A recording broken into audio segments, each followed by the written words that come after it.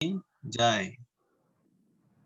तो ये श्री मायापुर नवद्वीप धाम परिक्रमा यात्रा का हमारा अंतिम सत्र है।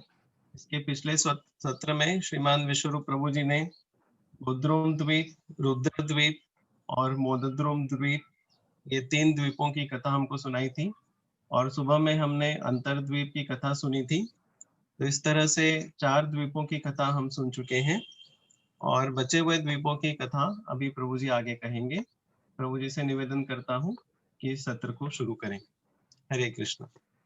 जय राधा माधवा कुंज बिहारी राधा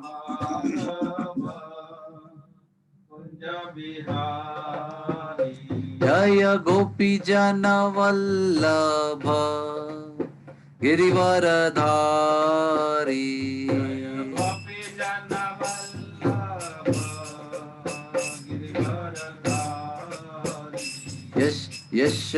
यशोदानंदन ब्रज जन रंजन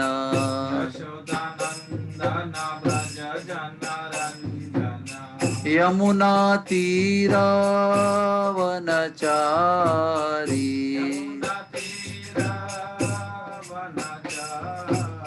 जय राधा माधवा कुंज बिहारी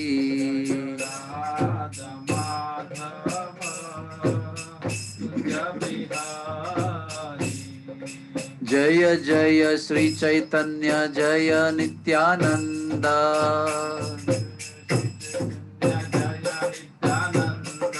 जय द्वैत चंद्र जय गौर भक्त वृंद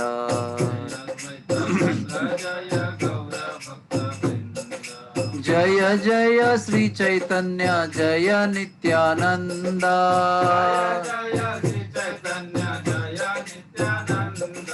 जय द्वैत चंद्र जय गौर भक्त वृंद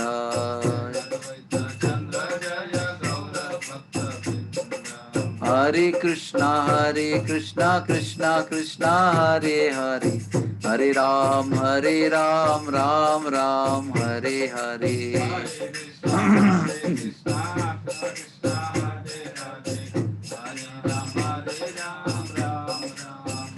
जय प्रभुपदा जय प्रभुपदा प्रभुपदा जय प्रभुपदा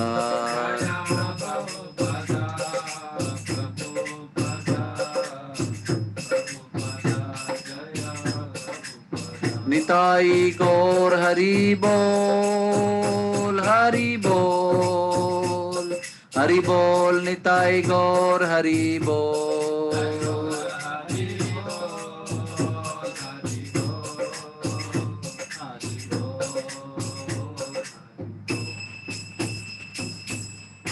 निताई गौर प्रेमानंदे।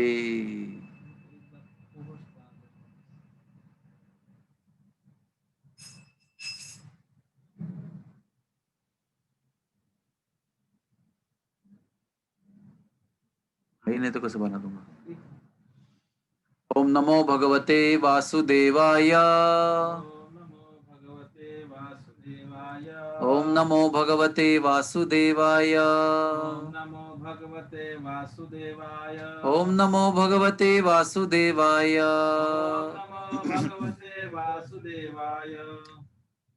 आप सबका इस मायापुर यात्रा के अंतिम सत्र में स्वागत है। अंतिम सत्र की कथा आगे बढ़ाने के पहले मैं बताना चाहता हूं कि मायापुर की यात्रा की तैयारी करते समय भी मुझे ध्यान में आया था कि 9 द्वीपों की यात्रा एक दिन में करना असंभव है। चैतन्य महाप्रभु की लीलाओं को न्याय देना एक दिन में 9 खंडों के साथ 9 द्वीपों के साथ में ये नामुमकिन चीज है। लेकिन फिर भी हमने ये प्रयास किया है कि अधिक मास में तीनों श्रेष्ठ धाम जो है वो दर्शन किए जाएं। इसलिए संक्षेप में क्यों ना हो, हमने अधिक मास में नंदगांव, बरसाना, गोवर्धन और जगन्नाथपुरी और मायापुर की यात्रा करने का पूरा प्रयत्न किया है। कार्तिक मंथ में फिर हम वृंदावन के 7 मंदिरों की और बाकी स्थानों का दर्शन करेंगे। तो महत्वपूर्ण बात यह है कि हमारे मन में ये जो तीव्र इच्छा उत्पन्न होनी चाहिए धाम का दर्शन करने की, धाम की कथा सुनने की, ये जिजीविषा उत्पन्न होनी चाहिए। ये उद्देश्य भी सफल हो गया तो भी हमारी यात्रा सफल है। आज की कथा संक्षेप दर्शन करने के पश्चात चैतन्य चरितामृत ग्रंथ खोलने की भी इच्छा हुई तो भी हमारी यात्रा सफल है। तो आगे हम अभी मध्य द्वीप और कोला द्वीप जाने का प्रयास करेंगे। इससे 2 द्वीप और बच जाएंगे, लेकिन कोई बात नहीं। वैसे एक चक्र धाम भी बच जाता है क्योंकि वो एक विशाल धाम है, उसके अंदर तो प्रवेश करना ही अभी लगता है कि वो प्रवेश करेंगे तो रात हो जाएगी एक चक्र धाम की। लेकिन संक्षेप में हम अभी शुरुआत में बताना चाहेंगे कि नित्यानंद प्रभु का जन्म एक चक्र धाम में हुआ था। उनके माता पिता का नाम हड़ाई पंडित और पद्मावती देवी था। उनके गांव में यमुना जी बहती है, वहां गंगा नहीं बहती है लेकिन यहाँ यमुना जी बहती है। यमुना जी छोटे से प्रवाह में प्रकट हुई है वहां पर, और वहां पर भीमसेन ने बकासुर का वध किया था द्वापर युग में। वनवास में आए थे वहां पर, तो एक ब्राह्मण के परिवार में थे, तो उनके पुत्र के वध करने का समय आया बकासुर के द्वारा। तो भीमसेन ने फिर सारा भोजन भी खा लिया और बकासुर का वध किया। वो भी एक चक्रग्राम में था। और एक चक्रग्राम में नित्यानंद प्रभु ने अद्भुत लीलाएं की। पूरे बचपन में अपने जितने भी पौराणिक कथाएं हैं उन सबकी नाटिकाएं बाल लीला में प्रस्तुत की। एक समय पर विद्यालय से आते हुए बालकों को उन्होंने पेड़ पर बैठकर एक बार खाली निहारा, देखा खाली उनको, तो वो ऐसे पत्तों की तरह गिर गए भाव में विभोर होकर। और एक बार उन्होंने विद्यार्थियों को मिले और उनके साथ में कीर्तन करना आरंभ किया। तो नित्यानंद प्रभु ने उन बालकों के साथ 90 दिन तक कीर्तन किया। 90 दिन तक लगातार दिन रात कीर्तन किया, ना भोजन खाया, ना निद्रा लिया, ना विश्राम किया, ना कुछ नहीं किया। 90 दिन तक अति आनंद का, आनंद विभोरता का अनुभव बालकों को दिया। ऐसे बहुत चमत्कारिक अनुभव नित्यानंद प्रभु के जीवन काल में देखने को मिलते हैं। जगाए बजाए के उद्धार में उनका प्रमुख हाथ था। यथावकाश एक सन्यासी आया और नित्यानंद प्रभु को लेकर गया। उसके साथ नित्यानंद प्रभु ने पूरे भारत भर तीर्थ यात्रा भ्रमण किया। उसके बाद वो वृंदावन आए और श्रृंगारवट में उन्होंने कुछ देर निवास किया, अपने अश्रु बहाए कृष्ण की याद में। और फिर यथा योग्य समय पर वो नवद्वीप में आए और नंदन आचार्य के घर में छुपे। उन्होंने कहा कि अगर वास्तव में श्री कृष्ण मेरे बड़े भाई, मेरे छोटे भाई, हाँ, अगर अवतार ले चुके हैं कलयुग में तो मुझे वो यहाँ आकर मिलेंगे। इस तरह से हमारे इस्कॉन मंदिर के गंगा जी की ओर का जो हिस्सा है बाएं तरफ, वहां पर नंदन आचार्य का आश्रम है, नंदन आचार्य हाउस, इसको ईशोद्यान भी कहते हैं। तो महाप्रभु चैतन्य वहां पर ढूंढते ढूंढते आए थे और वहां पर 2 ईशों का उद्यान, यानी 2 भगवानों ने अपना सुंदर मिलन का लीला किया। ऐसे नित्यानंद प्रभु की लीला है। तो कभी विशेष समय पर हम वहां पर जाकर पूरा दर्शन कराएंगे। और वहां पर भी बांका राय का मंदिर है, बंकिम राय का, उसी में नित्यानंद प्रभु अंतर्धान हुए थे। और फिर उसके बाद में जाननामा देवी उस गांव में आई थी, उनकी पत्नी, और एक ही व्यक्ति वहां पर, एक वृद्ध व्यक्ति वहां पर उपस्थित था, उसने पूरा एक चक्र धाम का दर्शन जाननामा देवी को कराया था। और जाननामा देवी ने अपने पति के जन्म स्थान का दर्शन किया था। तो अभी हम प्रयास करेंगे कि मध्य द्वीप जाने का प्रयास करेंगे।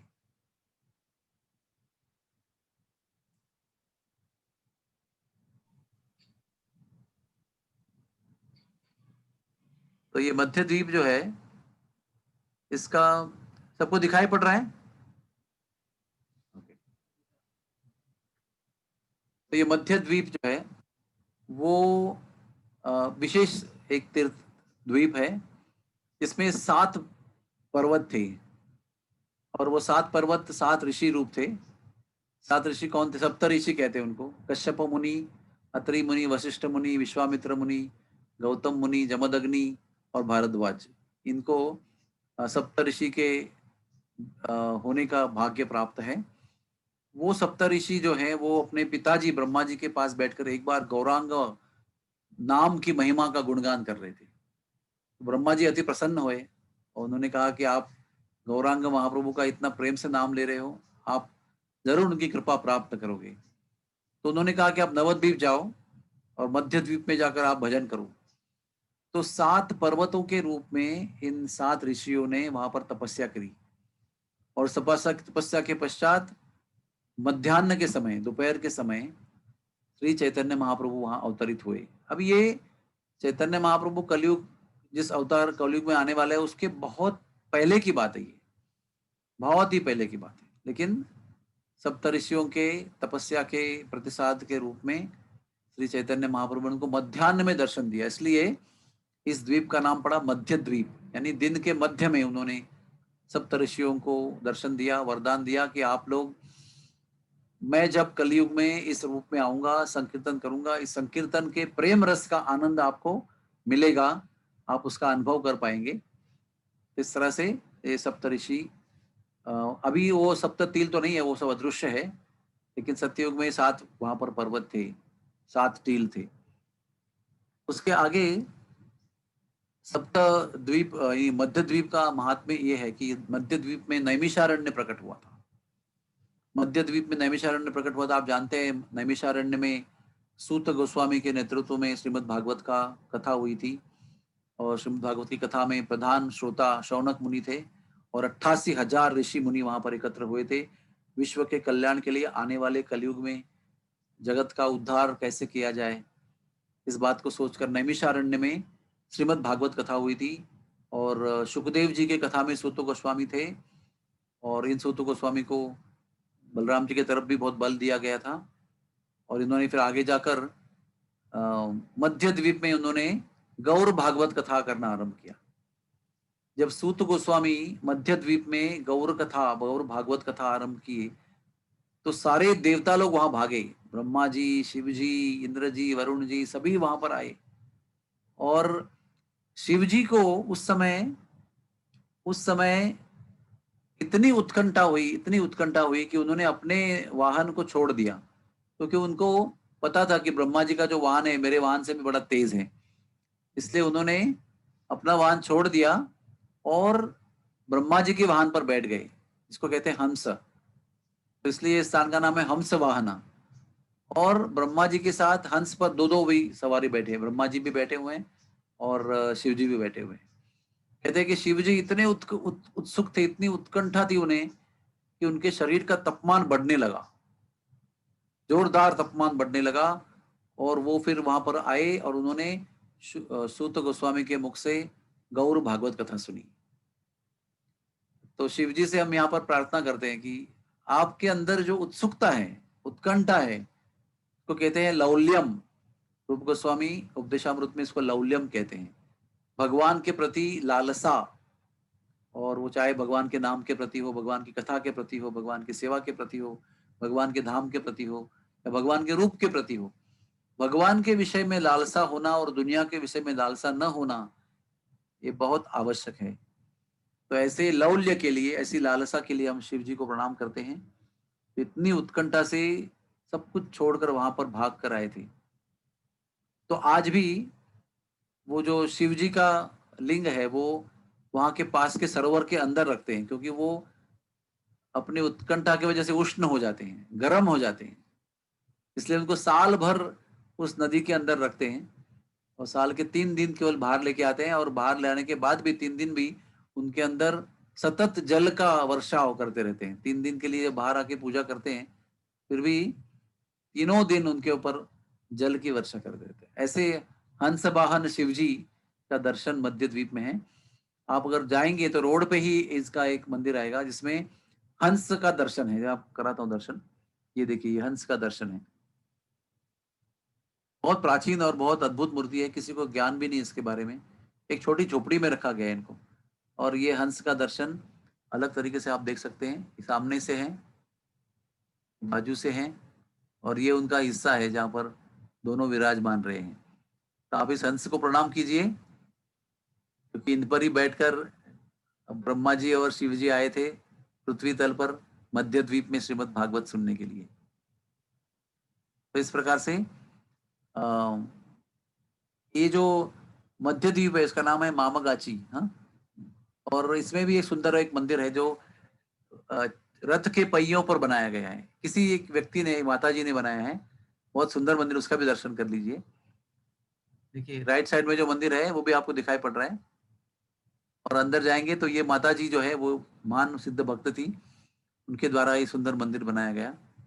और बाजू में तुलसी वृंदावन, सोन चाफा का बगीचा है, उसका भी दर्शन कर लीजिए। तो हम अभी यहाँ से आगे चलते हैं कोला द्वीप की ओर। हाँ, मध्य द्वीप का दर्शन करके हम आगे चलते हैं कोला द्वीप की ओर। कोला द्वीप कहाँ गया? कोला द्वीप।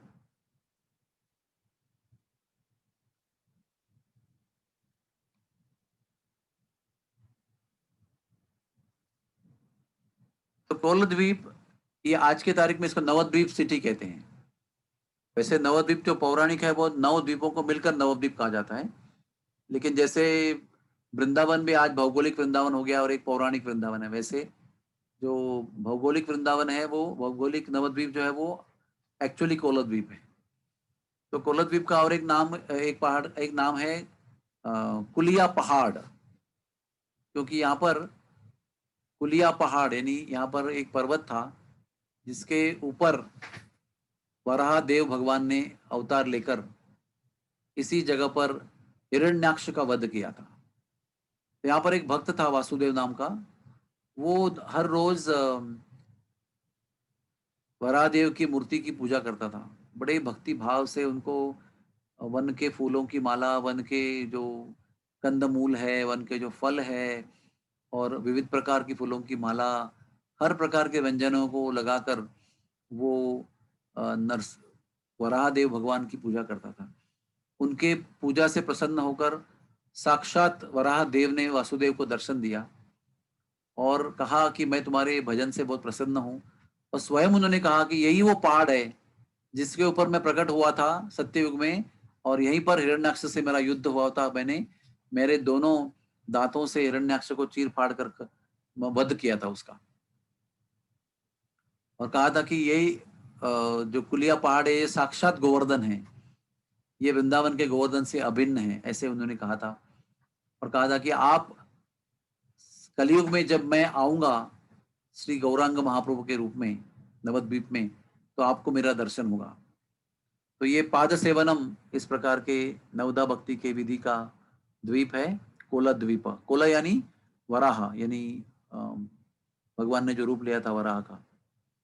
ये देखिए आप देख सकते हैं उनके आंखों के सामने उन्होंने ये वराह का दर्शन दिया।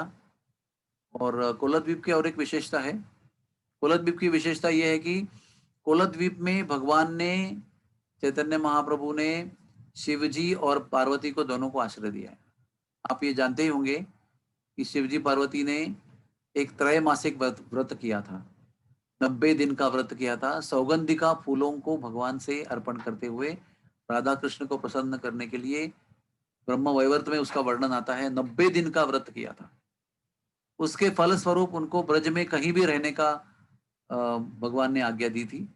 और उसी प्रकार से सारे धाम में शिव जी को भगवान के धाम में रहने का आदेश प्राप्त है और परमिशन प्राप्त है। तो नवद्वीप में भी हर जगह पर शिव जी महाराज विराजमान है। तो कोला द्वीप में वृद्ध शिव के रूप में विराजमान, ये वृद्ध शिव का दर्शन है। क्या आप कोला द्वीप में जब भी बोट से जाएंगे ना, तो हमारे इस्कॉन मंदिर से आगे प्रभुपाद घाट जाएंगे, वहां से सीधे यात्रा करेंगे तो सीधे जाएंगे, लेफ्ट में टर्न करेंगे तो जलांगी आएगी, वहां पर गोद्रोन द्वीप आएगा, और सीधे चले जाएंगे और अगले द्वीप में उतरेंगे तो वो कोला द्वीप है। उसको उतरते ही, बोट से उतरते ही आपको वृद्ध शिव का दर्शन होगा और प्रौढ़ माया का दर्शन होगा। देखिए भगवान ने योग माया को वरदान दिया था कि वृंदावन में आप पूर्णमासी के रूप में रहो और नवद्वीप में आप प्रौढ़ माया के रूप में रहो। और आदेश दिया कि जो भी इस धाम में आएंगे, जो मेरे अनुकूल होंगे, उनको आप कष्ट मत देना, जो प्रतिकूल चेतना में आएंगे उनको मेरी कृपा से वंचित रखना। तो प्रौढ़ माया यहाँ पर विराजमान है वृद्ध शिव के बाजू में। और जो जीव चैतन्य महाप्रभु की कृपा के पात्र हैं उनको कृपा दिलाने में मदद करती है, और जो उनकी मति चैतन्य महाप्रभु के प्रतिकूल है उनको कृपा से वंचित रखती है। तो आइए प्रौढ़ माया योग माया को बंधन करते हैं, वृद्ध शिव को बंधन करते हैं और वहीं से आगे बढ़ते हैं। तो आगे जाएंगे तो हम एक बहुत ही सुंदर और विशेष कुलद्वीप के विशेष मंदिर में जाएंगे। हाँ, ये वो मंदिर है जहाँ पर मैंने कहा था आपको कि जब ही महाप्रभु गौरांगा संन्यास लेने के लिए निकल रहे थे मकर संक्रांति के दिन, उस रात को उन्होंने ये मूर्ति प्रकट की और विष्णु प्रिया को दे दी और अपने पादुकाएं भी अर्पण की। हाँ, हम इस मूर्ति का विशेष दर्शन करेंगे क्योंकि ये मूर्ति इतनी विशेष है, अपने दोनों हाथों से जीवों पर कृपा करने के लिए आतुर हैं। हाँ, इनके चरणों का वंदन कीजिए। इसी मूर्ति के सानिध्य में विष्णु प्रिया ने 80 साल गुजारे अपने जीवन के। 16 साल की उम्र से 96 साल तक एक छोटी सी बालिका के रूप से, फिर युवा अवस्था, फिर मध्यम अवस्था, फिर वृद्ध अवस्था, फिर अति वृद्ध अवस्था, फिर अति वृद्ध अवस्था, 96 साल तक उन्होंने इस मूर्ति की सेवा की।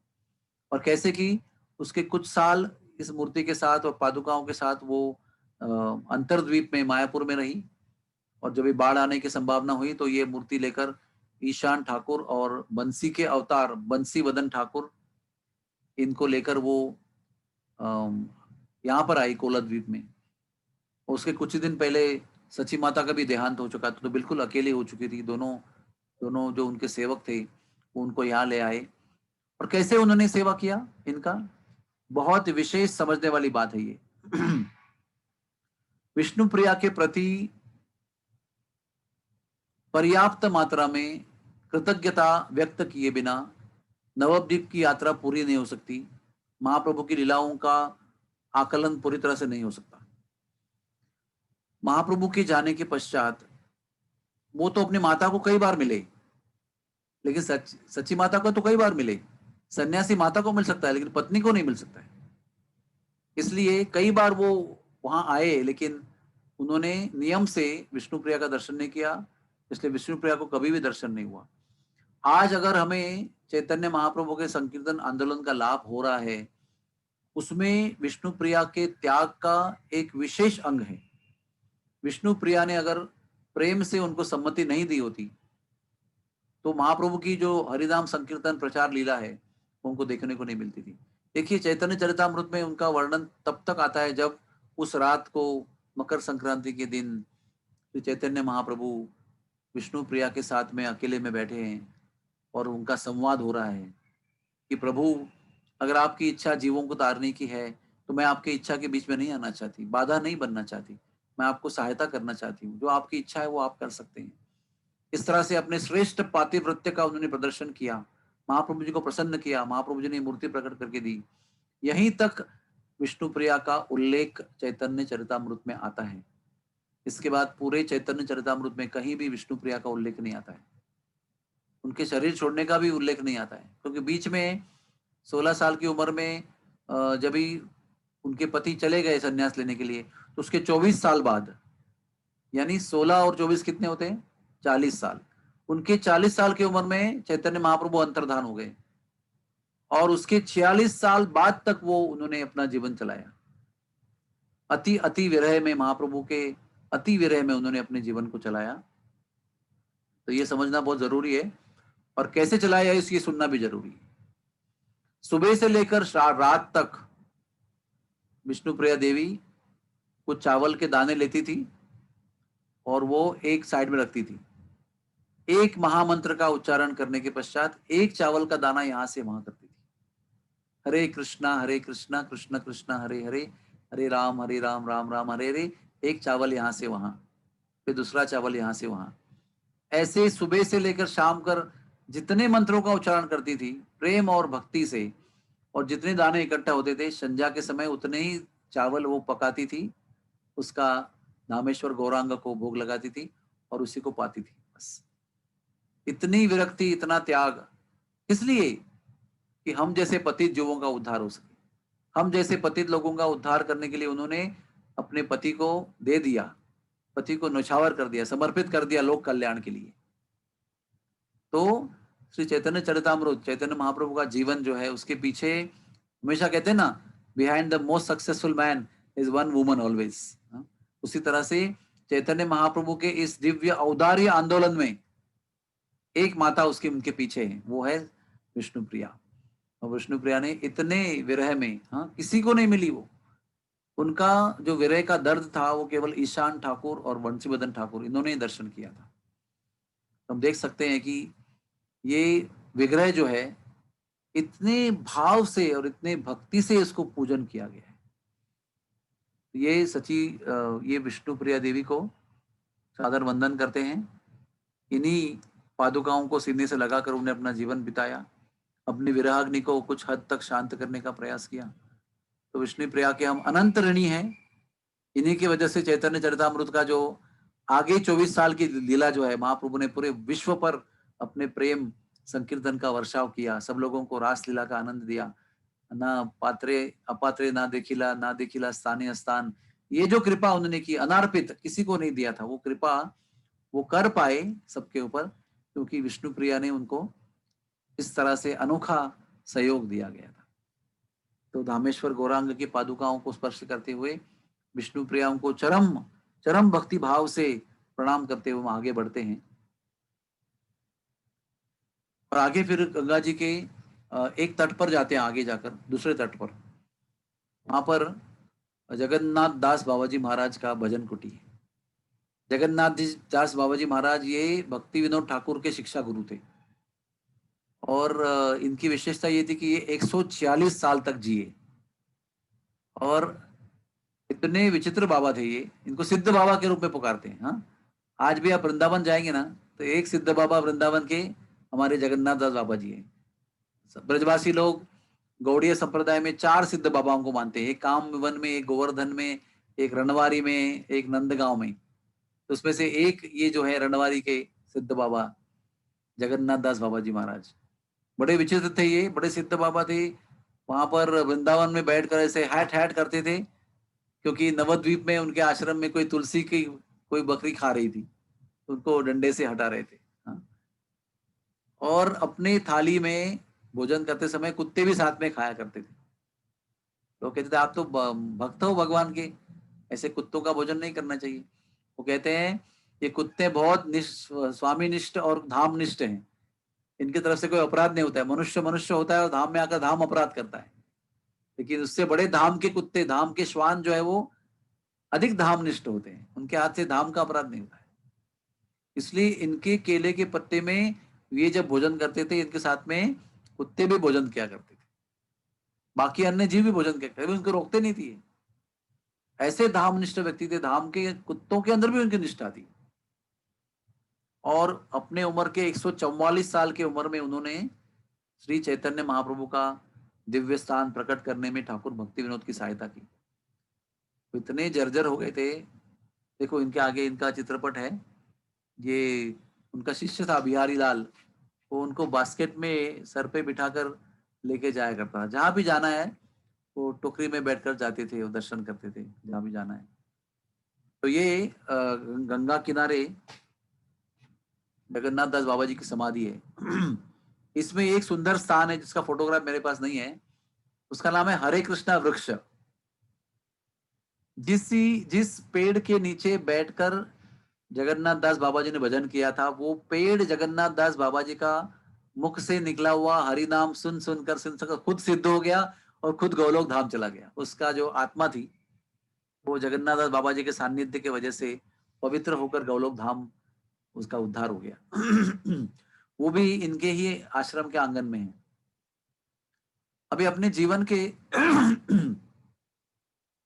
बहुत साल उन्होंने वृंदावन में निकाले, बहुत साल, 100 साल के ऊपर होने तक वृंदावन में रहे। वो नंदगांव रहे, वृंदावन रहे, और रणवारी नाम के गांव रहे, सब जगह रहे।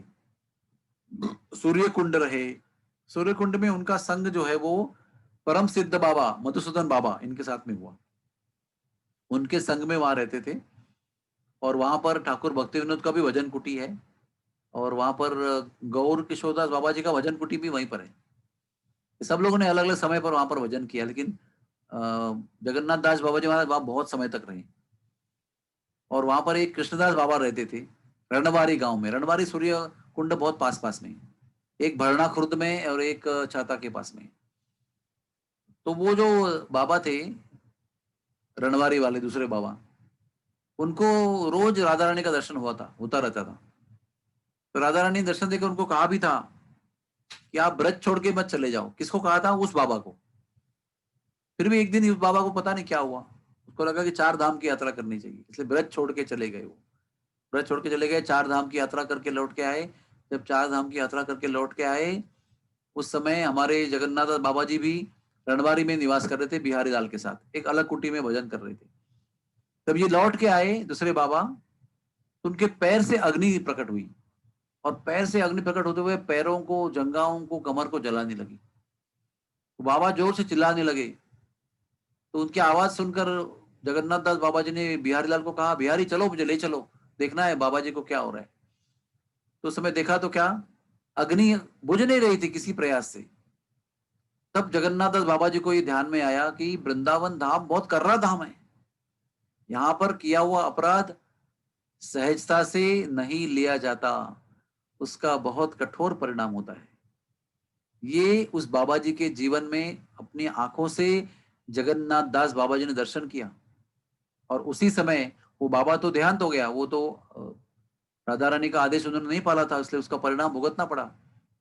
वो भी वैसे सिद्ध बाबा थे, लेकिन फिर भी उनकी आंखों के सामने राधा रानी के आगे आदेश का न पालन करने का जो परिणाम था उन्होंने देखा। उसी समय जगन्नाथ दास बाबा जी वहां से निकले और फिर औदार्य धाम नवद्वीप में आ गए, और गंगा जी किनारे में कोलद्वीप में निवास करने लगे। और उसके बाद में उन्होंने ठाकुर भक्ति विनोद को अंतरद्वीप चैतन्य महाप्रभु का जन्म स्थान का प्रकट करने के लिए सहायता की है। उसके बाद 2 साल के पश्चात में उनका देहांत हुआ है और धाम में वो पधारे हैं। तो ये उनकी समाधि है, जहाँ पर उनका ये भजन कुटी और समाधि है जगन्नाथ दास बाबा जी महाराज का। तो जगन्नाथ दास बाबा जी महाराज की जय हो। गौर आविर्भाव भूमे स्वम निर्देष्टम सज्जन प्रिय वैष्णव सार्वभौम श्री जगन्नाथाय ते नमः। ये अपने समय के वैष्णव सार्वभौम थे, मतलब सर्वश्रेष्ठ वैष्णव थे अपने समय के। उनको पूरे नवद्वीप में, पूरे वृंदावन धाम में सम्मान था कि उनके समय के वो सर्वश्रेष्ठ वैष्णव थे। सार्वभौम का मतलब होता है अधिपति, यानी सम्राट। सार्वभौम सब जगह के एकमेव अधिपति। तो ये उनका मंत्र में लिखा गया है।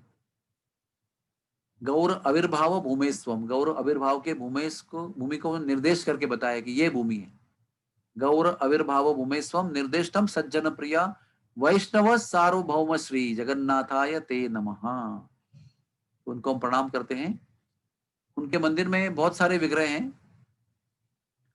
ये देखिए आप, राधा कृष्ण है, छोटे हैं, बड़े हैं, शालिग्राम शिलाएं हैं, गोवर्धन शिलाएं हैं, बहुत सारे विग्रह हैं।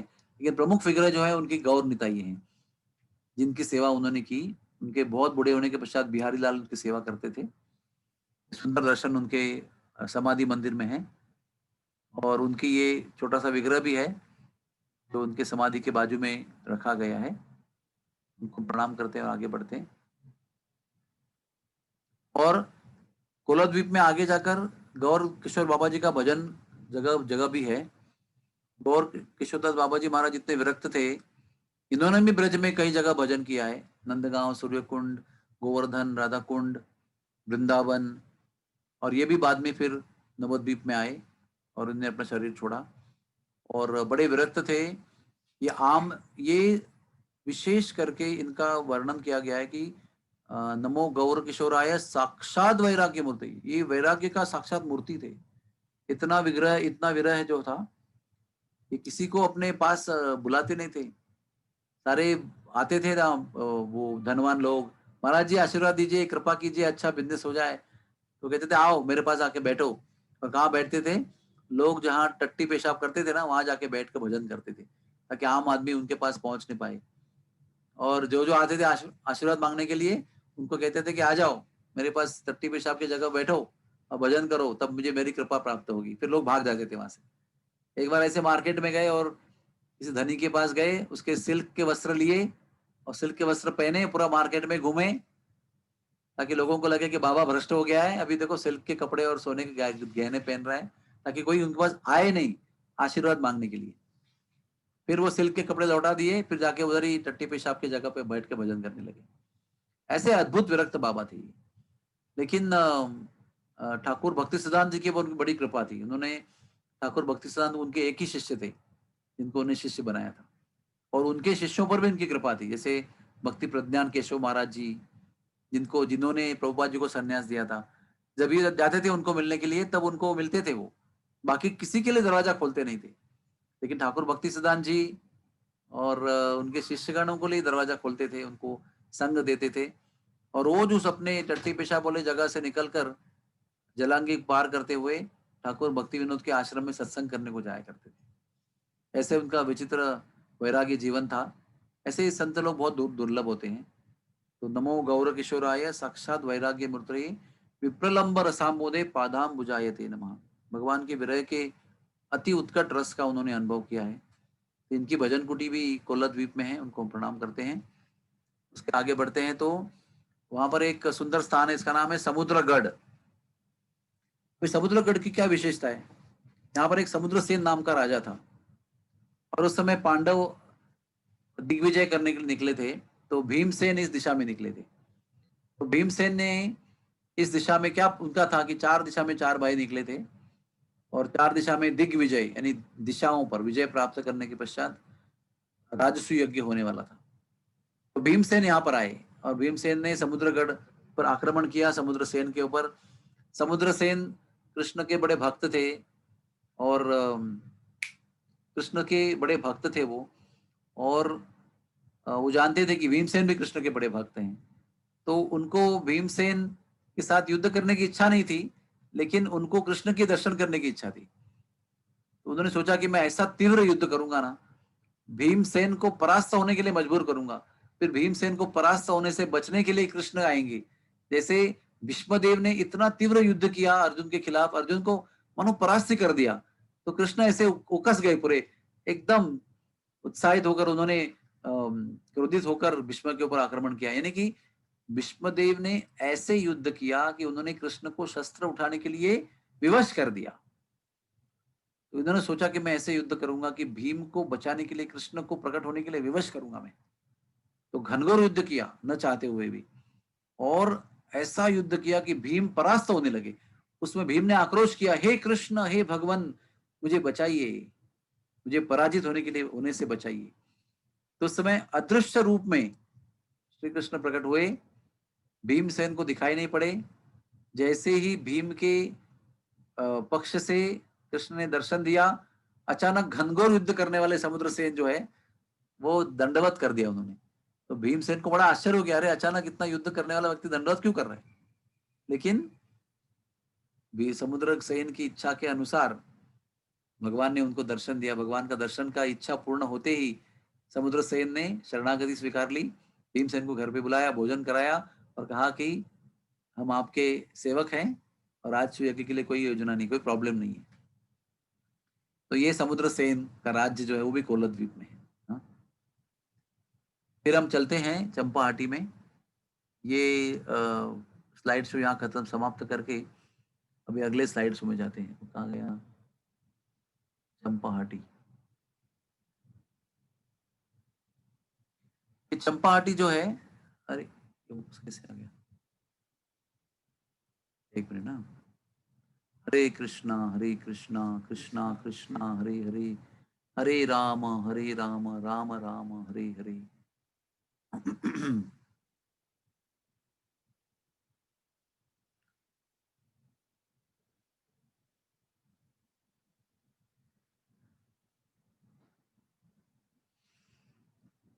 तभी हम चंपाहाटी जो कोल्ला द्वीप में ही है उसका दर्शन करेंगे।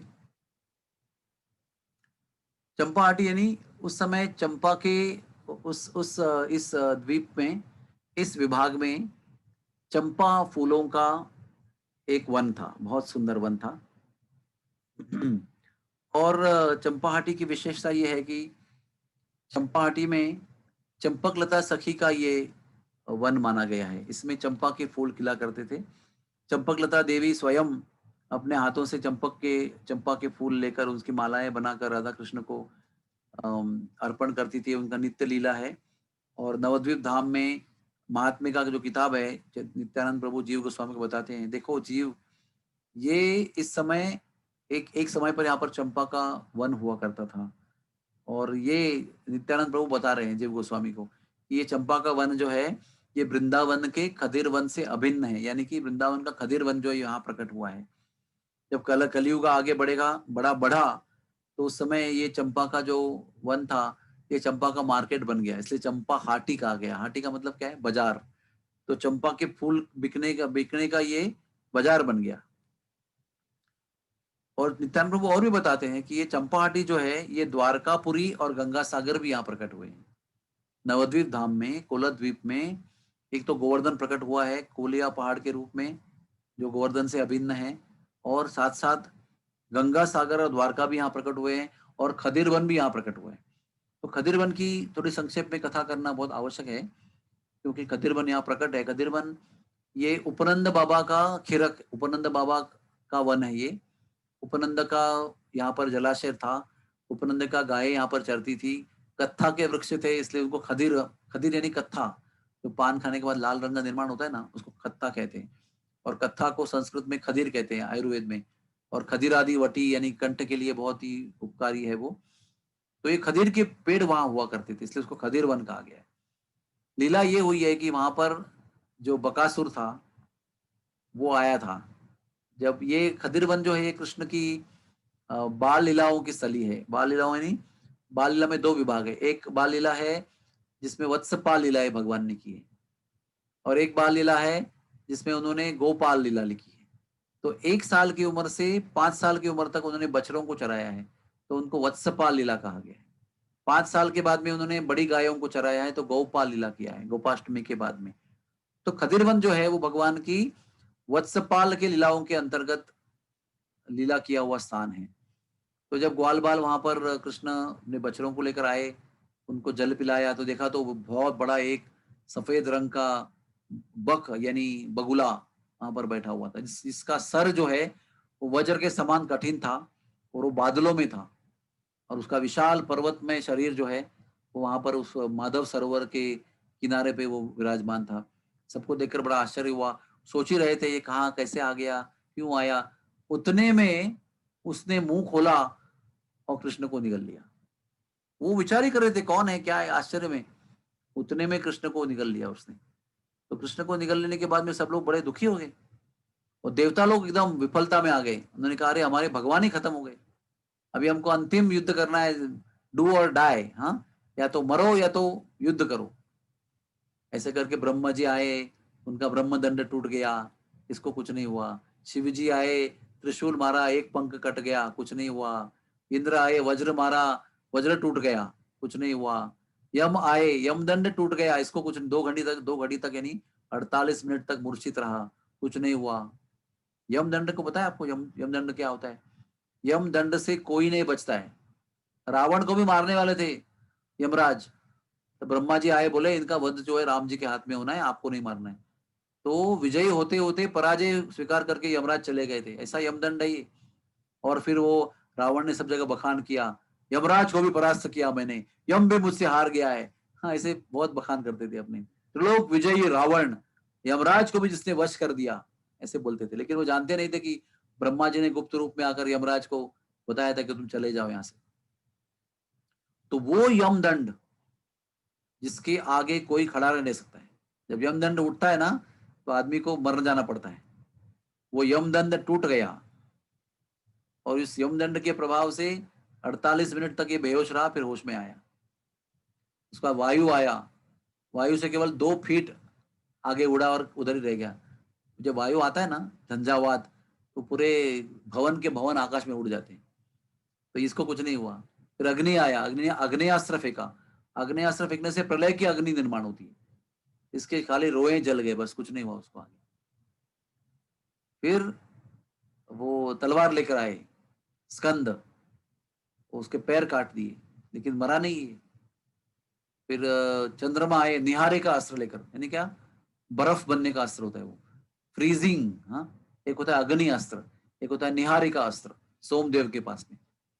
इससे क्या हुआ, एक घड़ी तक ऐसा मुरझा रहा, फिर तितला बौखलाते हुए जग गया।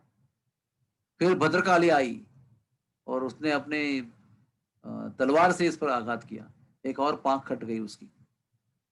फिर स्कंद आए शक्ति लेकर, शक्ति का प्रभाव किया, फिर थोड़ा देर बेहोश रहा। लेकिन इनके सारे अस्त्रों का, महान महान अस्त्रों का प्रभाव होने के बाद भी बकासुर को मृत्यु नहीं आई। सबको आश्चर्य होता रहा, अरे मरता क्यों नहीं है, मरता क्यों नहीं है। इतने महान महान देवता अपना महान महान अस्त्र लेकर, श्रेष्ठ अस्त्र लेकर उस पर प्रहार कर रहे हैं। तो सुनने वाले जो थे ना वो बाहुलाश्व थे, और कहने वाले नारद मुनि थे, इस कथा को बता रहे हैं गर्ग संहिता में। भरा भरा क्यों नहीं है। तो एक कहानी बताते हैं उसको, ये पुराने जन्म में ना वो था, हयग्रीव नाम के राक्षस का पुत्र उत्कल था। ये हयग्रीव नाम के राक्षस का पुत्र था। हयग्रीव ने ऐसा वरदान मांगा था कि मेरा वध जो है वो मेरे जैसा जो हो वही कर सकता है। यानी उसको पता था कि सर घोड़े का और शरीर मनुष्य का, ऐसी योनि ब्रह्मा जी ने बनाई नहीं है। तो ये वरदान प्राप्त करके शरीर प्राप्त किया। तो वो क्या कहते हैं कि ऐसे मैं वरदान मांगूंगा तो ऐसे कोई योनि है ही नहीं, तो मेरा वध कैसे होगा, मैं तो अमर हो जाऊंगा। तो भगवान ने फिर वैसा अवतार लिया हयग्रीव का, और ये राक्षस का वध कर दिया। तो वो राक्षस का पुत्र था ये उत्कल। और ये उत्कल जो था वो इतना शक्तिशाली था, इतना सिद्ध था पुरुष, तपस्या करके 100 वर्ष तक उसने देवताओं पर राज्य किया। देवताओं को गुफा में भेज दिया डरा धमका के। 100 वर्ष तक स्वर्ग लोकों पर राज्य किया उसने। बड़ा सुंदर देखने में था, बड़ा सिद्ध था, बड़ा शक्तिशाली था, प्रभावी था, तो वास्तविक घमंड भी था उसको। तो ये जाजली मुनि के आश्रम में आया, और जाजली मुनि का ऐसा प्रभाव था कि जाजली मुनि जहां आश्रम बनाया था वहां सिंह भी आकर हाथी को गले मिलते थे, शेर आकर हिरण को गले मिलते थे। ऐसा मित्रता का भाव था, ऐसा वातावरण था जाजली मुनि के केवल होने से। तो ऐसे जाजली मुनि के आश्रम में ये आया उत्कल, और ऐसे घमंड में एक तालाब के किनारे बैठ गया। तालाब में तो मछलियां थी, बड़े प्रेम से रहती थी। तो इसने अपने आप में एक मुरली थी वो डुबाई, किधर डुबाई, वो सरोवर में डुबाई। कुछ मछलियां कुतूहल से उसके अंदर आई, आती उसने टक करके मुंह में डाल दिया उसको। फिर डुबाई, फिर कुछ मछलियां आई कुतूहल के रूप में, फिर मुंह में डाल दिया, फिर खा लिया उसको। जाजली मुनि को पता चला कि कोई आया है, हमारे शांत वातावरण में कोई हत्या कर रहा है। तो वहां पर आए, बोला अरे तुम मछली खाते हो, शर्म नहीं आती तुम्हें, हमारे यहाँ पर नहीं चलता है। तो उनको देखता रहा, फिर मुरली डुबाई, उसमें कुतूहलवश कुछ मछली आई, उनके सामने मुंह डाल दी। अभी तो ऋषि होते हैं, वो जानते हैं घमंड को चूर कैसे करना है। उन्होंने शाप दिया इसको कि तुम्हें मछली खाने की इतनी इच्छा है, जा बगुला बन जा। तो ना इतना सुंदर शरीर का, इतना तेजस्वी शरीर का व्यक्ति वहीं के वहीं बगुला बन गया, उधर के उधर ऑन द स्पॉट। ऐसे नहीं अगले दिन, परसों, 3 दिन के बाद नहीं, ऑन द स्पॉट बगुला बन गया। तो सारा घमंड उतर गया, चूर चूर हो गया, महाराज जी के चरणों में गिर गया, महाराज जी क्षमा कर देना, मैं घमंड में था, मुझे उशाप दे दीजिए। तो जाजली मुनि ने उशाप दे दिया कि द्वापर में, वैवस्वत मनु के 28वें द्वापर में जब कृष्ण भगवान आएंगे तो उनके द्वारा तुम्हारा उद्धार हो जाएगा। अभी कृष्ण के हाथों उद्धार होना था, और कृष्ण भी शरीर के उसके अंदर थे, इसलिए देवताओं के किसी भी शस्त्र अस्त्र का उस पर प्रभाव नहीं हुआ।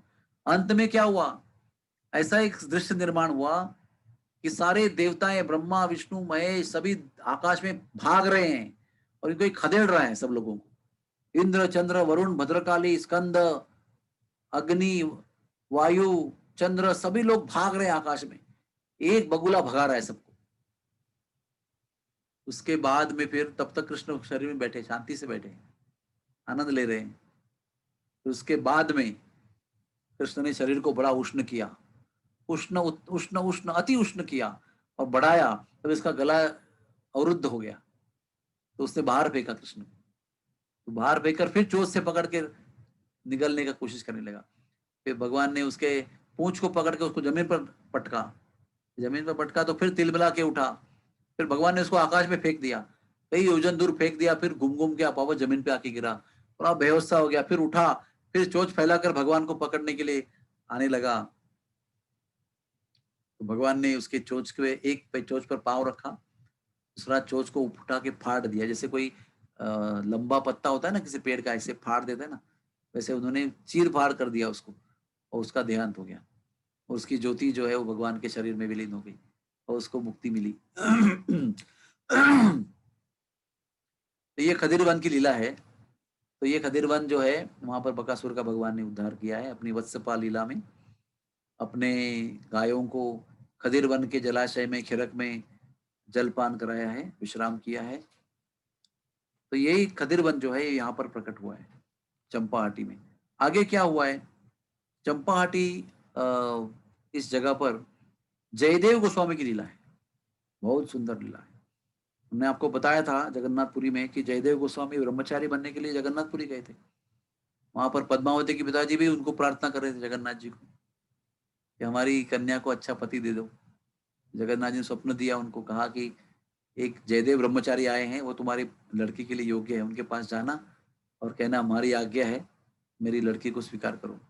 उधर जयदेव को स्वप्न दिया कि एक ब्राह्मण आएगा कल अपनी पुत्री को लेकर, उसको विवाह में स्वीकार कर लेना। अरे भगवान, मैं तो यहाँ पर ब्रह्मचारी बनने के लिए आया हूँ।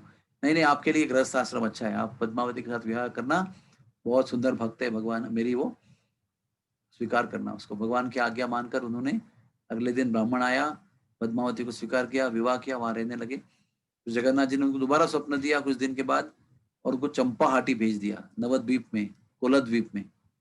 ये कोलद्वीप का बहुत विशेष हिस्सा है चंपाहाटी। तो वहां पर आप जानते हैं उन्होंने बैठकर गीत गोविंद लिखा, दशावतार स्तोत्र लिखा, ऐसे सुंदर साक्षात्कारी शास्त्र लिखी। उसका मतलब क्या है, कोई कपोल कल्पना और यमक जोड़ के कविता नहीं लिखी उन्होंने। जो उनको भजन में दर्शन हुए ठाकुर जी के, जो लीलाओं का दर्शन हुआ, वो उतारा उन्होंने सब कुछ। और गीत गोविंद जो है उनके साक्षात्कार का दृश्य परिणाम है ग्रंथ रूप में। तो आप जानते हैं मैंने आपको वो कथा बताई थी कि उनको दर्शन हो रहा था कि राधा रानी रूठी हुई है और कृष्ण उसको मना रहे हैं, और कृष्ण मना रहे हैं, राधा रानी मान नहीं रही है। तो कृष्ण जो है अपना मोर मुकुट उनके चरणों पे रखते हैं, फिर भी नहीं मान रही है।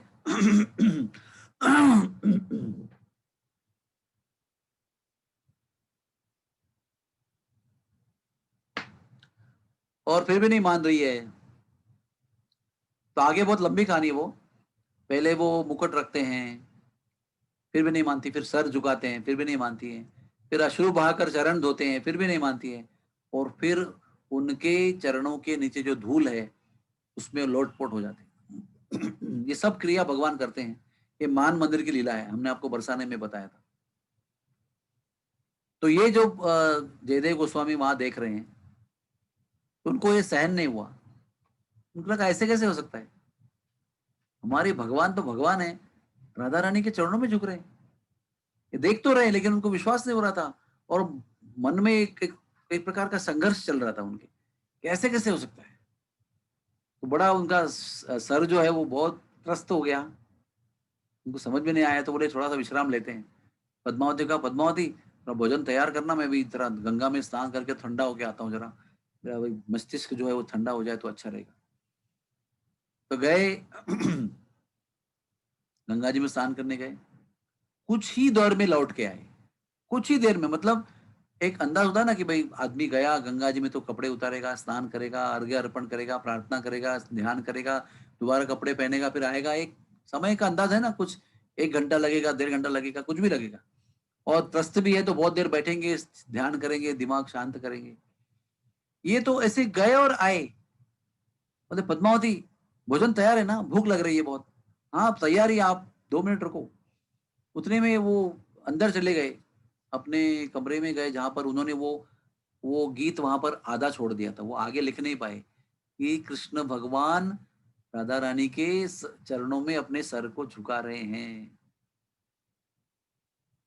वो जो काव्य था आधा रखा था, आगे का लिख नहीं पाए थे, उसको पूरा किया उन्होंने, पूरा लिखा कि कृष्ण भगवान शरीर शीश को झुकाते हैं, मुकुट झुकाते हैं, अश्रु से चरण धोते हैं, रोटपोट हो जाए, सब कुछ लिखा।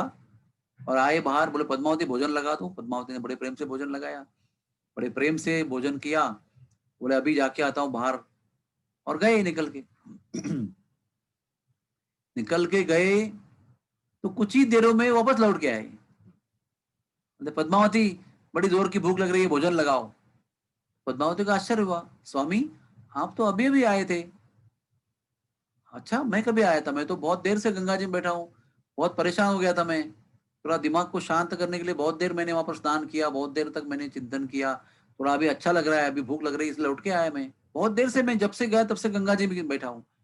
तो स्वामी जी क्या क्या कह रहे हैं आप? तो वो कहते नहीं, आप आए थे, भोजन किया। अच्छा बताओ क्या क्या किया मैंने? आप आए, मैं भोजन परोस रही थी, तभी आप कहा कि मैं आता हूँ। अंदर गए आप, आपने कुछ लिखा अंदर जाके, फिर आए बाहर आप, फिर पेट भर के भोजन किया। तो जयदेव जी को बड़ा आश्चर्य हुआ। अंदर गया, ठीक है, अंदर जाके देखते हैं तो क्या है।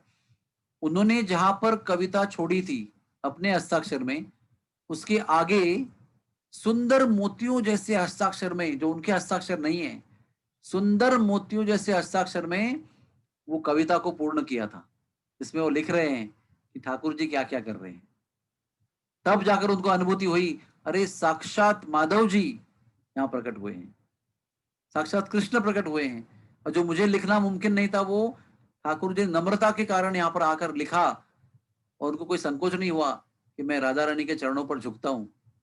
ये बताने में, लिखने में कोई संकोच नहीं हुआ। और जयदेव जी को यकी विश्वास दिलाने के लिए वो स्वयं आए। और ये 4 पंक्तियां जो है वो स्वयं कृष्ण ने लिखी है। वो गीत गोविंद की 4 पंक्तियां कृष्ण ने लिखी है, जयदेव जी नहीं लिखी है। ये अनुभूति जयदेव जी को हुई है। जयदेव जी भाव विभोर हो गए। तो पद्मावती तुम कितनी भाग्यवान है, साक्षात कृष्ण, साक्षात माधव जी तुम्हारे घर पे आए, तुम्हारे हाथ का भोजन प्राप्त किया उन्होंने, तुमने दर्शन किया उनका। तो पद्मावती भी बेहोश हो गई ये सुनकर, दोनों बेहोश हो गए। ऐसी लीला चंपाहाटी में उनके घर पे हुई थी। और चंपाहाटी में जब भी वो आए थे ना पहले, तो उन्होंने दशावतार सूत्र लिखा सबसे पहले। तो वहां का राजा था लक्ष्मण सेन, उसके पास पहुंचा वो। तो राजा को लगा, अरे इतने बड़े महात्मा वो जंगल में क्यों रह रहे हैं। वो आए उनको बुलाने के लिए, महाराज जी आप यहाँ क्यों रह रहे हो, हमारे महल में रहो, वहां पर आपको जो लिखना है सब सुविधा मिलेगी आपको, वहां लिखो आप सबको जो लिखना है। उन्होंने कहा, उनको कहा, परीक्षा के रूप में कहा, देखो मैं तो बाबा हूँ, मैं किसी राजा वाजा से मिलता नहीं हूँ, दोबारा आओगे ना मैं यहाँ से छोड़ के चला जाऊंगा। तो अगली बार राजा जो है ना, वो एक सामान्य वैष्णव बनकर आया और चरणों में गिरा। उन्होंने कहा, महाराज जी आप मेरे महल में मत आइए, कम से कम यहाँ पर आपके लिए एक अच्छा कुटी बनाने के लिए आज्ञा दीजिए। तो राजा का नम्र भाव देखकर राजा के परीक्षा जयदेव जी की परीक्षा में वो पास हो गया राजा। तो लक्ष्मण देव ने उनसे दीक्षा ग्रहण की, शिष्य बने उनके, जयदेव जी के। और गुरु जी से आज्ञा मांगी उन्होंने कि कृपा करके मुझे कम से कम यहाँ जंगल में आपके लिए एक अच्छी कुटी बनाने का आदेश दीजिए। तो उन्होंने स्वीकार किया और चंपाहाटी में उन्होंने, लक्ष्मण सेन ने उनके लिए बहुत सुंदर कुटिया बनाई और वहां पर बैठकर आगे का भजन किया। और बार बार फिर वैष्णव का सूती वस्त्र पहनकर राजा वहां पर आकर सत्संग किया करते थे। इसी वन में जयदेव गोस्वामी ने चंपा के फूलों को बिन बिन कर पद्मावती ने और जयदेव जी ने राधा माधव की सेवा की, अपने पूजित विग्रह की सेवा की। तो साक्षात राधा माधव ने उनको दर्शन दिया था और गीत गोविंद लिखने का आदेश दिया था। आगे जाकर ये तो बहुत ही 7वीं सदी की कहानी है। चैतन्य महाप्रभु तो अभी आना बाकी है, बहुत समय है उनके लिए। लेकिन चैतन्य महाप्रभु ने भी उनको दर्शन दिया उस समय पर, जिनको आगे बहुत सदियों के बाद में आना है। लेकिन प्रसन्न होकर उनकी भक्ति और देखकर उन्होंने उनको वहां पर दर्शन दिया और कहा कि आप पुरी चले जाओ। तो उस समय जयदेव जी को बहुत दुख हुआ। उनको लगा कि अरे मुझे पुरी क्यों भेज रहे हैं, ये इतना सुंदर नवद्वीप धाम, दिव्य धाम क्यों छुड़ा रहे हैं मुझे। तो कहते हैं, मैं, महाप्रभु जी कहते हैं, मैं और जगन्नाथ जी भिन्न नहीं है। मैं जगन्नाथ के रूप में तुम्हारा गीत गोविंद सुनूंगा और जब चैतन्य महाप्रभु के रूप में आऊंगा इस रूप में तभी भी सुनूंगा, आप चिंता मत करना, आप चले जाओ। तो कहते हैं कि पीछे मुड़ मुड़ के अनंत बार देखते हुए बड़े भारी हृदय से वो छोड़कर जगन्नाथपुरी चले गए। और जगन्नाथपुरी को उन्होंने जाकर फिर जगन्नाथ जी को गीत गोविंद सुनाया। ऐसे हमारे जयदेव जी राधा माधव जी के पूजन करने वाले, उन्होंने चंपाहाटी में निवास किया। ये जो मंदिर आपको दिखाई पड़ रहा है, ये गौर गदाधर का मंदिर है। हाँ देखिए, अभी इसमें कैसा है, एक कमल का सखी थी। हमारे ठाकुर भक्तिविनोद जी कौन है, कमल मंजीरी के अवतार है। ये कमल का सखी अलग है। तो ये कमला सखी जो है ब्राह्मण के रूप में सत्ययुग में ब्राह्मण के रूप में अवतार लिया था। और इस वन में राधा गोविंद जी की पूजा करते था वो ब्राह्मण। था तो कमला सखी का अवतार, लेकिन राधा गोविंद की मूर्ति की पूजा करता था, चंपा के फूलों की माला बनाकर उनको अर्पण करता था। तो राधा गोविंद जी प्रसन्न हो गए और उनको गौर सुंदर के रूप में दर्शन दिया उन्होंने। इस कमला सखी के अवतार वाले ब्राह्मण को गौर सुंदर जी के रूप में दर्शन दिया।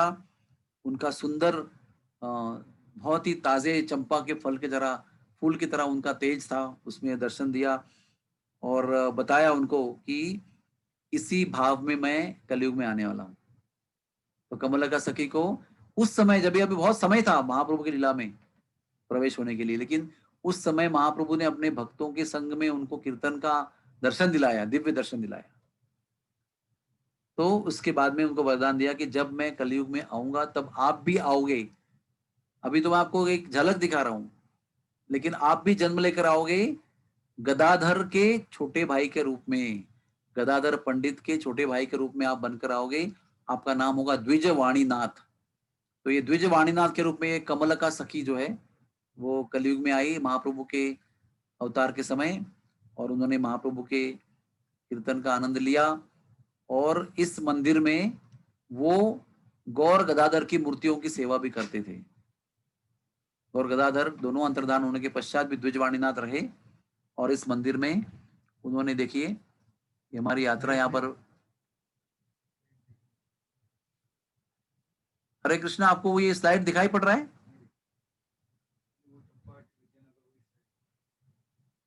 ओके, दोबारा दिखाता हूं।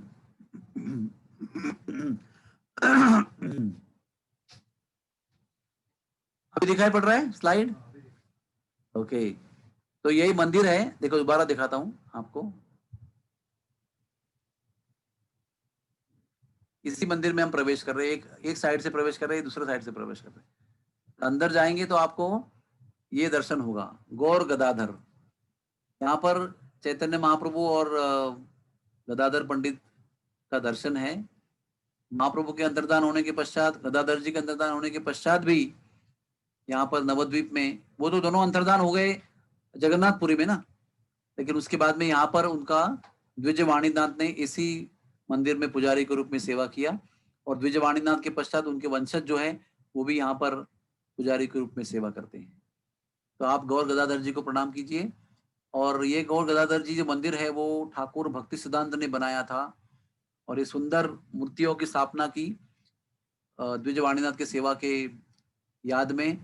और द्विजवाणीनाथ जो गदाधर पंडित के छोटे भाई थे, इन्होंने इन मूर्तियों को स्थापन किया था, और इनको 500 वर्ष से पुरानी ये मूर्तियां हैं। आगे बढ़ेंगे तो उसके आगे और एक स्थान आता है, विद्यानगर। विद्यानगर की विशेषता क्या है? विद्यानगर में हमारे सार्वभौम भट्टाचार्य जी का जन्म हुआ था। विद्यानगर में बृहस्पति के अवतार सार्वभौम भट्टाचार्य अवतरित हुए थे, और इसी विद्यानगर में मत्स्य अवतार ने यहाँ पर वेद लाए थे। भगवान के जितने भी अवतार हुए हैं उन सबका बड़ी लिस्ट है, अभी यहाँ पर बताना मुमकिन नहीं है। वो सारे जितने भगवान के अवतार हुए थे वो सब यहाँ पर आए थे। तो विद्यानगर में ठाकुर सार्वभौम भट्टाचार्य, उनको मिथिला में जाकर एक बड़े पंडित से विद्या सीखने की इच्छा थी। इतने तल्लख बुद्धि के थे वो। तो वो मिथिला के जो पंडित थे उनकी ऐसी धारणा थी कि मेरे पास जो पढ़ने को आएगा कोई भी नोट्स नहीं दूंगा, कुछ लिखित दूंगा नहीं, खाली कहूंगा, आपको केवल याद रखना है, जो भी करना है अपने हाथ से लिखना। तो इतने बुद्धिमान थे, कोई इतनी तेज बुद्धि रखता नहीं था। लेकिन सार्वभौम भट्टाचार्य मिथिला गए, उनके पास जितना समय निवास किया, जो भी सुना कंठस्थ किया, और वो अपने हाथ से आकर विद्यानगर में उतारा, और विद्यानगर में सारे शास्त्रों को उन्होंने प्रकट किया जो सुना था। तो कहते हैं कि जब सार्वभौम भट्टाचार्य थे तो विश्व का सबसे बड़ा ज्ञान का पीठ, विद्यापीठ जो था वो विद्यानगर में था। चैतन्य महाप्रभु यहाँ पर आए, और चैतन्य महाप्रभु ने वो था टाक में लिखते थे ना, पहले तो पेन नहीं था, स्याही नहीं थी, तो वो ऐसे टाक बनाकर लिखते थे। वो टाक को लेकर उन्होंने जमीन पर गाड़ा, और वो पेंसिल का वृक्ष बना दिया। ऐसा एक जगह है वहां पर सार्वभौम के मंदिर के सामने, बहुत सारे पेड़ हैं। वो आज तक कोई बॉटनी वनस्पति शास्त्र का जो प्रोफेसर है ना, उन्होंने बहुत प्रयास किया। इस पेड़ की कहीं गणना नहीं है बॉटनी के रूप में। दो दो नाम आते हैं ना, वो इंग्लिश में नाम आते हैं, हमको कैसे बताएं आप? हाँ, लैटिन रूप में आते हैं। तो वो ये पेड़ की आज तक बायोलॉजी बॉटनी के अंदर वर्गीकरण नहीं हुआ है, गणना नहीं हुई है। पेंसिल से बने हुए पेड़ हैं, बहुत सारे पेड़ हैं वहां पर। ये चमत्कार महाप्रभु चैतन्य ने विद्यानगर में जाके किया था। उसके बाद में विद्यानगर गौड़िया मठ में ये गौर निताय का दर्शन है। ये टेम्पल भी भक्ति सदानंद सरस्वती महाराज ने स्थापन किया था।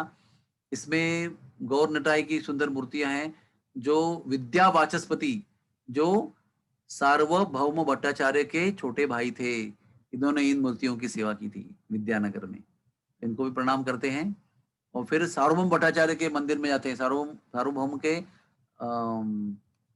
मठ में प्रवेश करते हैं, जिसमें राधा कृष्ण और गौर निताय की मूर्तियां हैं। इनका भी दर्शन करते हैं। सार्वभौम जी तब तक विद्यानगर में रहे जब तक जगन्नाथपुरी में चैतन्य महाप्रभु का जाने का समय नहीं आया। चैतन्य महाप्रभु वहां पर भी आए, लेकिन जब जगन्नाथपुरी गए उसके पहले फिर ये जगन्नाथपुरी गए और वहां जाकर राजा प्रताप रुद्र का राजगुरु का पद स्वीकार किया उन्होंने। और भगवान के अंत लीला में इन्होंने अपना पूरा सहयोग दिया है। सबसे पहले ठाकुर जी ने, चैतन्य महाप्रभु ने उनका जो मायावाद का मंतव्य था उसको डिफीट कर दिया उन्होंने, और सार्वभौम जी का उद्धार कर दिया, उनको एक प्रेमी भक्त बना दिया। क्या फर्क पड़ा उससे? पहले बड़े नियम से चलते थे, ये मायावादी लोग जो थे ना, बड़े नियम पालन करते हैं, सख्त नियम पालन करते हैं।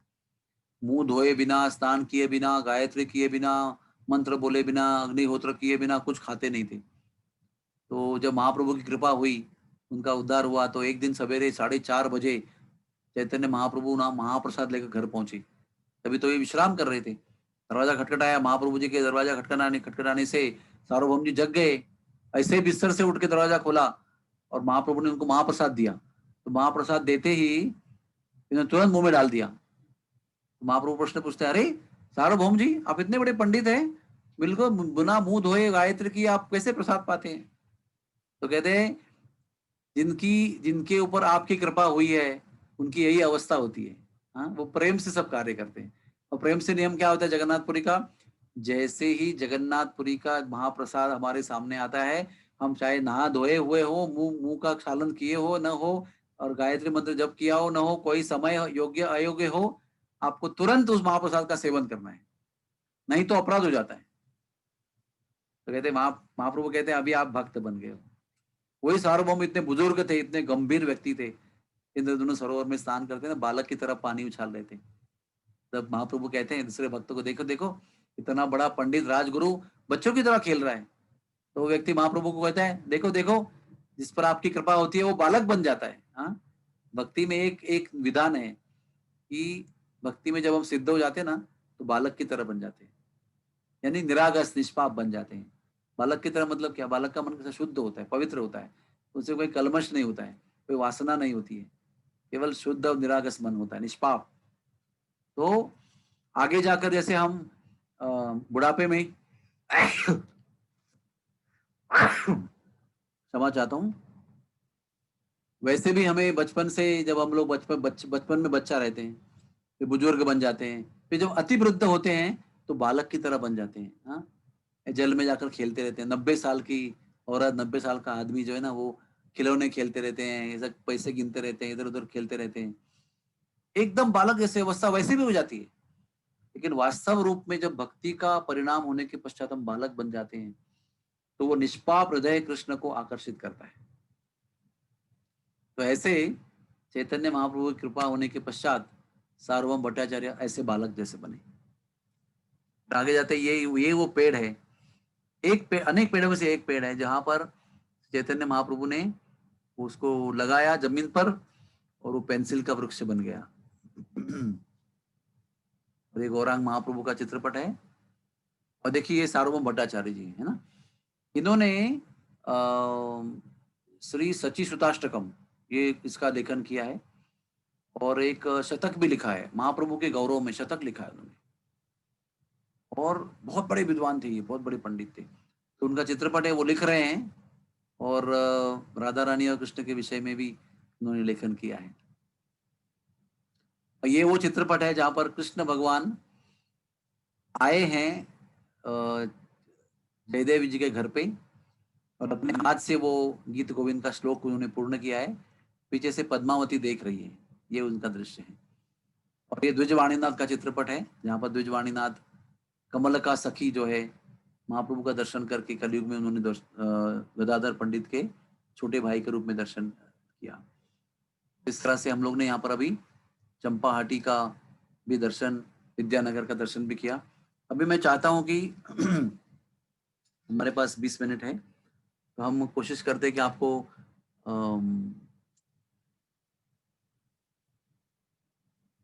एक चक्र के कुछ दर्शन किए जाएं तो अच्छा रहेगा।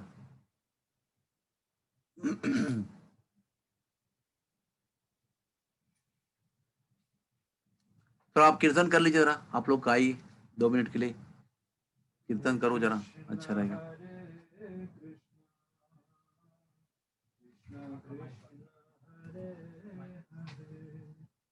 कोई बात नहीं, कोई बात नहीं, गाते रहो, जोर से गाते रहो।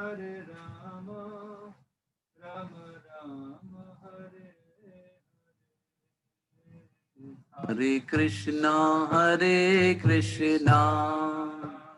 कृष्णा कृष्णा हरे हरे, हरे राम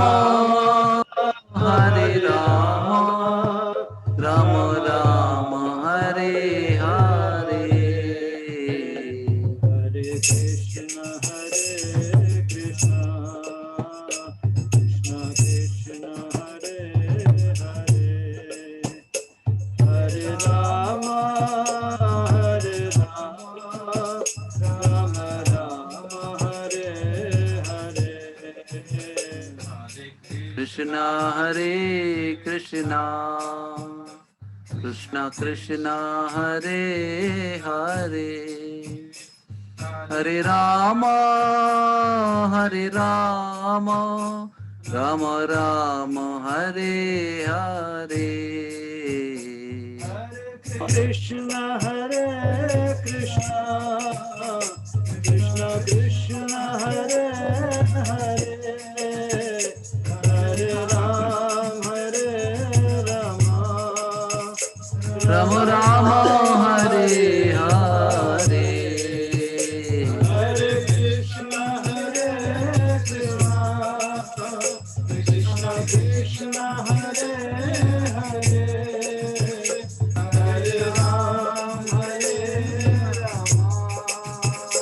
राम राम हरे हरे। हरे कृष्णा कृष्णा कृष्णा हरे हरे, हरे राम राम हरे हरे। अगर आपको दिखाई पड़ रहा है तो आप मुझे बताइए, दिखाई पड़ रहा है? गीता शेंडे, हाँ, वेरी गुड। ये एक चक्र धाम है। देखो, नित्यानंद प्रभु की इच्छा थी कि आपको दर्शन कराया जाए, तो उन्होंने समय दिया और हमको पावन भाग्य प्राप्त हुआ कि हम अभी एक चक्र में जा रहे हैं। मायापुर से अभी कम से कम 4.5 से 5 घंटे का रास्ता है। पहले हमारे समय पर जाते थे हम लोग तो 8 घंटा लगते थे पहुंचने के लिए, इतने रास्ता खराब थे उधर। लेकिन अभी रास्ते अच्छे हो गए तो 4.5 घंटा में पहुंच जाते हैं। और उसके बाद यहाँ पहुंचते हैं तो रात में यहाँ पर रहने का इंतजाम अभी अभी हुआ है, पहले नहीं था। और उन्होंने एक निर्णय किया था, अभी आप जानते हैं ना कि भक्ति विनोद ठाकुर को दृष्टांत हुआ। अपने घर के पहले माले के गैलरी में खड़े होकर उन्होंने देखा, प्रकाश देखा, 2 दर्शन किए, प्रकाश देखा और कीर्तन देखा। उसके बाद में अद्भुत मंदिर का दर्शन किया। तो अद्भुत मंदिर का निर्माण करने का प्रभुपाद जी ने अल्बर्ट फोर्ड यानी कि अम्बरीश प्रभु, जो हेनरी फोर्ड के ग्रैंडसन थे, वो उनके मंदिर में आए बड़ा ही है ये पूरा, ही बड़ा ही दिखा रहा हूं मैं, तुम्हें दिख रहा है ना, कोई बात नहीं, दोबारा दिखाता हूँ। हाँ देखो अभी दिखाई पड़ेगा, अभी दिखाई पड़ा, बड़ा दिखाई पड़ा, बड़ा बड़ा चित्रपट, एक चित्रपट। हाँ, तो वो अद्भुत मंदिर बनाने के लिए श्रील प्रभुपाद जी ने अम्बरीश प्रभु को आदेश दिया कि अम्बरीश जी आप अपने जीवन में इस मंदिर को बनाओ। तो इतना बड़ा कार्यक्रम था, तो अम्बरीश जी को प्रभुपाद जी ने आदेश दिया, तो उन्होंने जीवन भर इसी के ऊपर ध्यान किया। और अभी अभी कुछ साल पहले प्रभुपाद जी स्वप्न में आए उनके, और उन्होंने उनको, वो बहुत दिन तक वो जगह ही तय नहीं हो पाई कि किस जगह बनाना है। पीछे 25 एकड़ की जगह थी खेती वाली, उसमें बनाना है कि फिर प्रभुपाद जी स्वप्न में आए, अम्बरीश प्रभु का हाथ पकड़कर प्रभुपाद जी लेके गए और जगह दिखाई कि यहाँ बनाओ, जहाँ पर गार्डन था पहले, बहुत सुंदर बगीचा था बनाया हुआ, बहुत सुंदर बैठने की जगह थी, हरियाली थी, भागवतम कथा भी होती थी 1500-2000 लोगों के लिए वहां पर गौर पूर्णिमा के समय। वो गार्डन को नष्ट करके वहां पर मंदिर बनाओ। ऐसे अभी जो मंदिर राधा माधव जी का है उसके बाजू में जो बड़ा भव्य गार्डन था वहीं पर बनाने का आदेश दे दिया। फिर वो सीधे अमेरिका से स्वप्न आया, सीधे फ्लाइट पकड़ के राधा गोपीनाथ मंदिर में आए और परम पूज्य राधानाथ महाराज को स्वप्न बताया। उन्होंने कहा कि निश्चित रूप से आपको उसी जगह पर मंदिर बनाना है, कोई संदेह नहीं है, हाँ वही मंदिर बनाइए।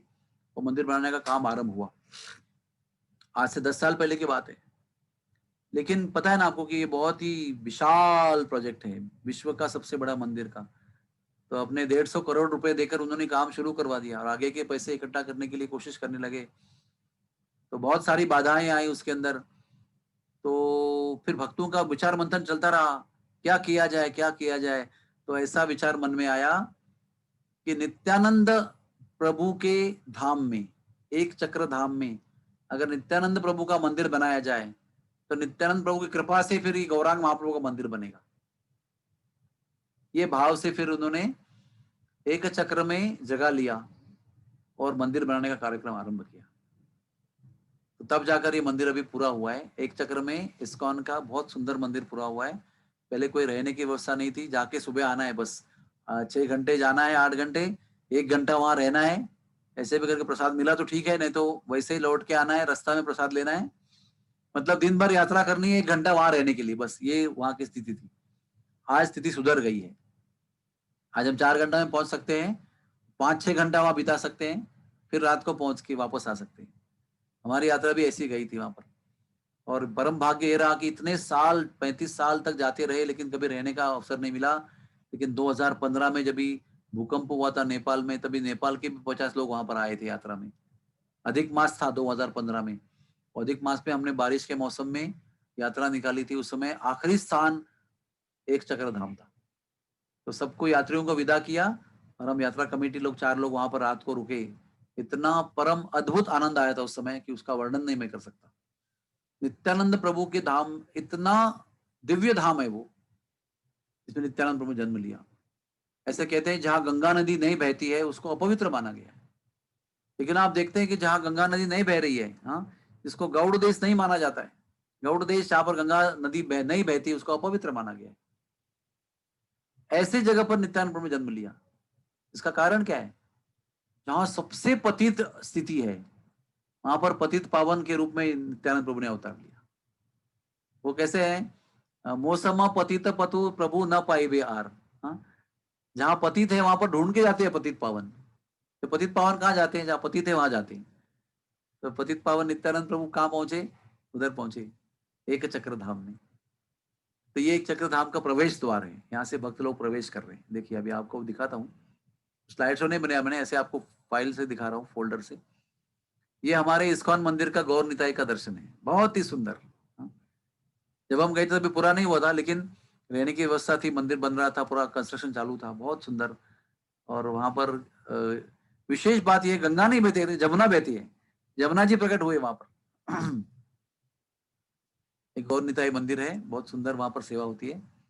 और ये मंदिर तभी अंडर कंस्ट्रक्शन था, अभी पूरा हो गया है कंप्लीटली। ये देखिए, गेस्ट हाउस पूरा हुआ था, मंदिर बनने का बाकी था, अभी मंदिर भी पूरा हो गया है। ये हमारे इस्कॉन का एक चक्र में मंदिर है, बन गया है अभी। और ये जो है ये नित्यानंद प्रभु का बहुत विशेष मंदिर है। वहां पर इस्कॉन का मंदिर एक जगह पर है, तो आगे जाएंगे तो नित्यानंद प्रभु का घर है, जहाँ पर नित्यानंद प्रभु, हड़ाई पंडित और पद्मावती देवी उनके माता पिता का नाम है, उनके साथ में उनका जन्म हुआ था। उनका सूतिका ग्रह भी है, मैं आपको दिखाता हूँ। तो ये उनके सूतिका ग्रह के बगल में उनका मंदिर है, जहाँ पर नित्यानंद प्रभु का दर्शन हो रहा है। अति अति दयालु नित्यानंद प्रभु का दर्शन हो रहा है, देखिए। और ये उनका घर है। ये जो है ये कहते हैं विश्वरूप की विश्राम स्थली है। ये जो पेड़ है ये विश्वरूप विश्राम तला है। यहाँ पर विश्वरूप जी आके विश्राम करते थे। फिर ये आपको जो दिख रहा है ये पद्मावती कुंड है। जैसे वहां पर गौर कुंड था ना उधर अंतरद्वीप में, उधर सच्ची माता अपने पुत्र निमाई को स्नान कराया करती थी, वैसे इस कुंड में निताई को पद्मावती जी स्नान कराया करती थी। आज भी आप जाएंगे ना, ये आपको देखकर ऐसा लगेगा कि इतना शांत जगह है ये।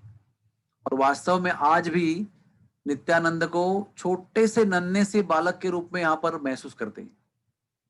इसलिए सब जगह पर हमको ऐसे बताते हैं, कुछ बात नहीं करना है। आपको कीर्तन करने को भी अलाउड नहीं है, क्योंकि बालक सो रहा है। आपके कीर्तन के झांझ के आवाज से बालक जग जाएगा, डिस्टर्ब हो जाएगा। इसलिए आज वो जाएंगे, वहां पर प्रवचन करने को अलाउड नहीं है, वहां पर कीर्तन करने को अलाउड नहीं है। इसी भाव से कि कीर्तन के लिए उनको नफरत नहीं है, लेकिन यहाँ पर इस क्षेत्र में निताई बालक के रूप में विश्राम कर रहे हैं, तो आपको डिस्टर्ब नहीं करना है। शांति से आना है, दर्शन करना है। जितना घंटा बैठा है बैठो, प्रार्थना करो, शांति से मन में प्रार्थना करो। कथा वथा करने दूर चले जाके कथा करो, उस विभाग में कहीं भी कथा नहीं कर सकते। इसलिए जहां पर भी, यहाँ पर आप जब भी जाएंगे तो आपको एकदम परम परम परम शांति का अनुभव होगा। ऐसा सुंदर स्थान है ये। तो ये पद्मावती कुंड है, देखिए बहुत सुंदर, सभी प्रकार के पवित्र वृक्ष इसके आसपास में है। पद्मावती कुंड के पीछे रहने की व्यवस्था भी है, आश्रम है, गौड़िया मठ है। और ये एक और नया मंदिर वहां बना हुआ है, सुंदर, एक चक्र धाम में। और ये सूतिका गृह है। हाँ, कहते हैं इसी जगह पर ये शायद षष्ठी मंदिर है, सूतिका गृह नहीं है, ये षष्ठी मंदिर है। नित्यानंद प्रभु का जन्म होने के बाद में छठे दिन पे षष्ठी पूजन किया गया था, तो षष्ठी देवी का शायद ये मंदिर है। मेरे ख्याल से ये सूतिका गृह है। और षष्ठी देवी का मंदिर जो है ये उनका घर है, नित्यानंद प्रभु के माता पिता का घर है ये, तो अभी बनाया गया है। लेकिन ये जो आपको दिखाई पड़ रहा है ना, ये जो अवशेष है ना, ये नित्यानंद प्रभु के जो ओरिजिनल घर था उसका अवशेष है ये यहाँ पर उनका महल जो था, घर भी था, उसका ये अवशेष के रूप में कुछ पत्थर बचे हुए हैं। उसके बाद में ये घर बनाया गया है, वो प्रतिकृति है उसकी, उस जगह पर एक घर बनाया गया है। और ये जो है ये यमुना जी है। और आगे जाने के बाद देखिए, ये हम आगे आगे जाएंगे, दर्शन करेंगे अभी। और ये जगन्नाथ जी का दर्शन है। आप खड़े जो है ना, वो जगन्नाथ जी, वो वैसे जगन्नाथ जी नहीं है, ये बंसी बजाने वाले जगन्नाथ जी हैं। देखो लाल लाल आंखें हैं उनकी। और जगन्नाथ का दर्शन, नीचे गौर निताई खड़े हैं, ये भी जमुना जी का दर्शन है। और ये जो स्थान है ये नित्यानंद प्रभु के जन्म होने के पश्चात में उनका नाभि जो किया, संस्कार किया था, नाभि कट किया था ना, वो नाभि जो है वो यहाँ पर उसको समाधि दी गई थी। देखिए इस जगह पर नित्यानंद प्रभु की नाभि जन्म होने के पश्चात उनको यहाँ पर समाधि में रखा गया है। और एक यहाँ पर एक बहुत सुंदर और एक विशाल मंदिर बना है गौर निताई का। वहां पर एक मैं आपको बात बताता हूँ, ऐसा प्रसंग हुआ यहाँ पर। हमने बहुत दिन तक यात्रा की, मैं बहुत कथा करके थक गया था बहुत। जब लोगों को विदा किया नित्यानंद प्रभु के धाम से, सब लोग अपने अपने कोलकाता चले गए, वहां से मुंबई चले गए, मैंने वहां पर एक दिन विश्राम किया। तो उस दिन शाम को मैं इतना थक गया था, इतना थक गया था मैं, तो मैं ये मंदिर में गया दर्शन करने के लिए। सोचा कि कभी यात्रा लेके आएंगे तो यहाँ रहने की व्यवस्था है कैसा। हम लोग रिसर्च कर रहे थे, लेकिन उतनी भी शक्ति नहीं बची थी। तो जब मैं यहाँ पहुंचा तो यहाँ पर संध्या आरती चल रही थी। मैं इतना थक गया था कि मैं बैठ गया जमीन पर, मैं खड़ा नहीं हो सकता था। तो वो जो पुजारी था ना, उसने पूरी आरती की, नीचे आया, मुझे बताया कि भगवान की आरती करते समय जब अग्नि की होती ना आरती, दीपक चलाते ना, वो जिस आरती में होता है दीपक, उस आरती में अगर कोई जमीन पे बैठेगा ना तो सीधे नरक में जाएगा इस जन्म के अंत में। मैंने कहा मैं बहुत थक गया था इसलिए। बोला तो आपकी मर्जी है, बैठे रहो, आपकी इच्छा है तो प्रॉब्लम नहीं है, मेरा बताना मेरा काम है। तो उस दिन मैं बहुत बड़ा सबक सीखा। मुझे ये पता नहीं था इस बात का कि आरती में कभी भी बैठना नहीं चाहिए। ध्यान रखिए आप, कोई छोटा मंदिर हो, कोई बड़ा मंदिर हो, जब भी दीपक से भगवान की आरती होती है तो आपको खड़े होना है, बैठे रहना नहीं है। तो बैठे रहेंगे तो नरक में जाना पड़ेगा। ये बात मैं इस भव्य मंदिर में सीखी। वहां कोई नहीं था, केवल पुजारी अकेले आरती कर रहा था, मैं, मेरा एक साथी था और मैं बैठा था, मेरे साथी खड़े थे। मैं तुरंत खड़ा हो गया फिर उसके बाद में, और क्षमा मांगी मैंने गौर निताई की। तो ये मंदिर है, वो बहुत सुंदर मंदिर है, बहुत ही सुंदर, कम से कम 12 फीट की लंबी मूर्ति है ये गौर निताई की। इतनी सुंदर फीचर्स है इनके, बहुत ही सुंदर। और ये वो घर है नित्यानंद प्रभु का, आगे पीछे से दिखाई पड़ रहा है, देखिए। तो सोचा कि आपको फिर नित्यानंद प्रभु का और भी बहुत अंदर स्थान है, इसके मेरे पास फोटो अभी नहीं है। एक बांका राय का मंदिर है जहाँ पर सुंदर छोटी सी 3 फुट की मूर्ति होगी शायद, काले रंग की, और बंकिम राय कहते हैं उसको। तो कहते हैं नित्यानंद प्रभु उसी मूर्ति में अंतर्धान हो गए थे। ये मूर्ति भी उसी गांव में है। देखता हूँ मिलेगा तो दिखा देता हूँ आपको, लेकिन अब शायद नहीं है उसके अंदर।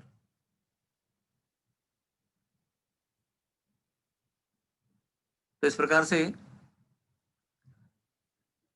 कई जगह पर लिखा गया है। हाँ, नित्यानंद प्रभु का जो चरित्र है उसमें लिखा गया है कि नित्यानंद प्रभु को छोड़कर अगर आप गौरांग महाप्रभु की सेवा करते हैं या उनका सेवा करने का विचार करते हैं, वो बहुत बड़ा अपराध है। हाँ? और एक और स्थान है अंबिका कालना, जहाँ पर कुछ समय तक नित्यानंद प्रभु, मैंने कहा ना, वो सन्यासी के साथ भारत भर गए और उन्होंने भारत भर भ्रमण किया तीर्थ स्थान में।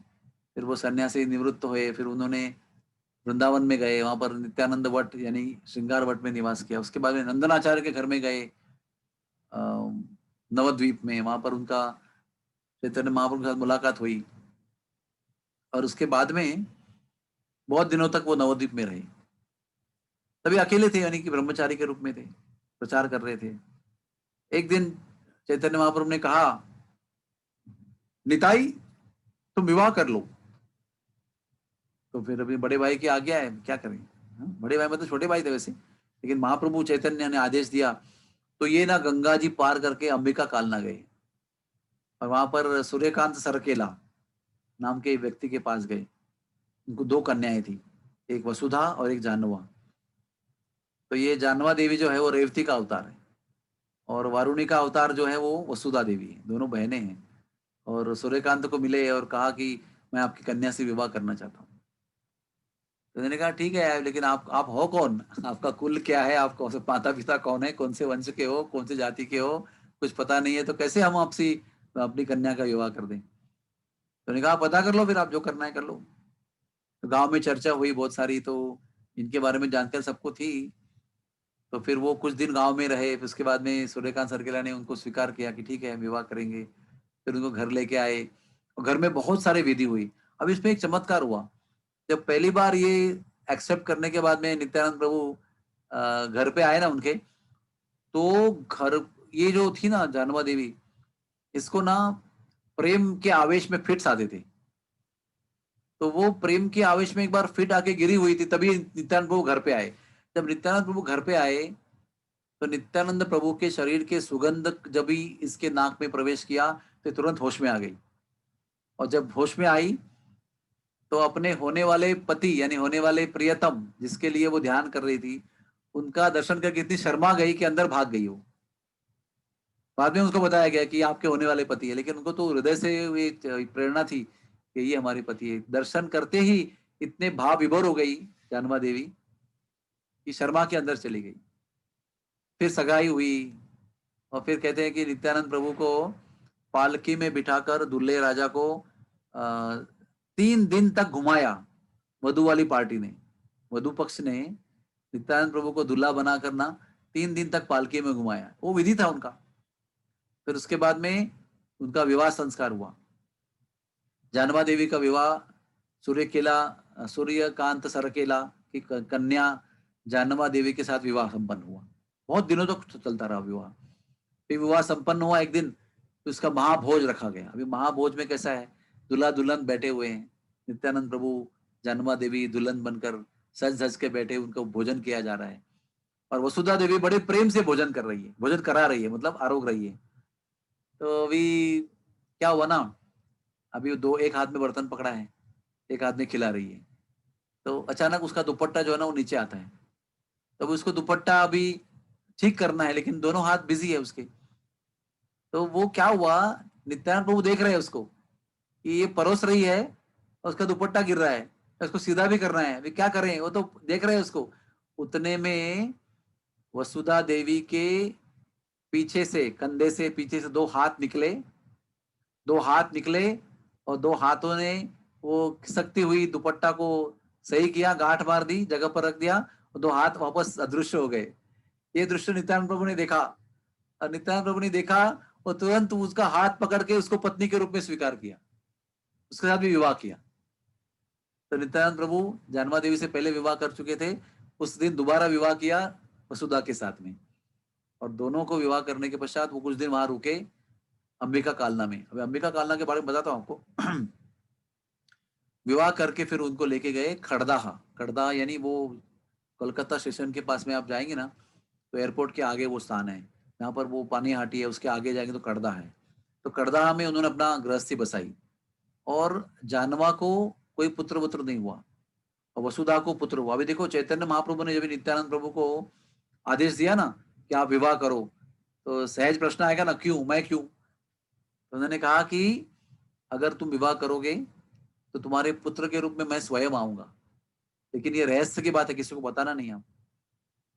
तो चैतन्य महाप्रभु की इच्छा से नित्यानंद प्रभु के वसुधा के गर्भ से चैतन्य महाप्रभु ने जन्म लिया वीरभद्र के रूप में।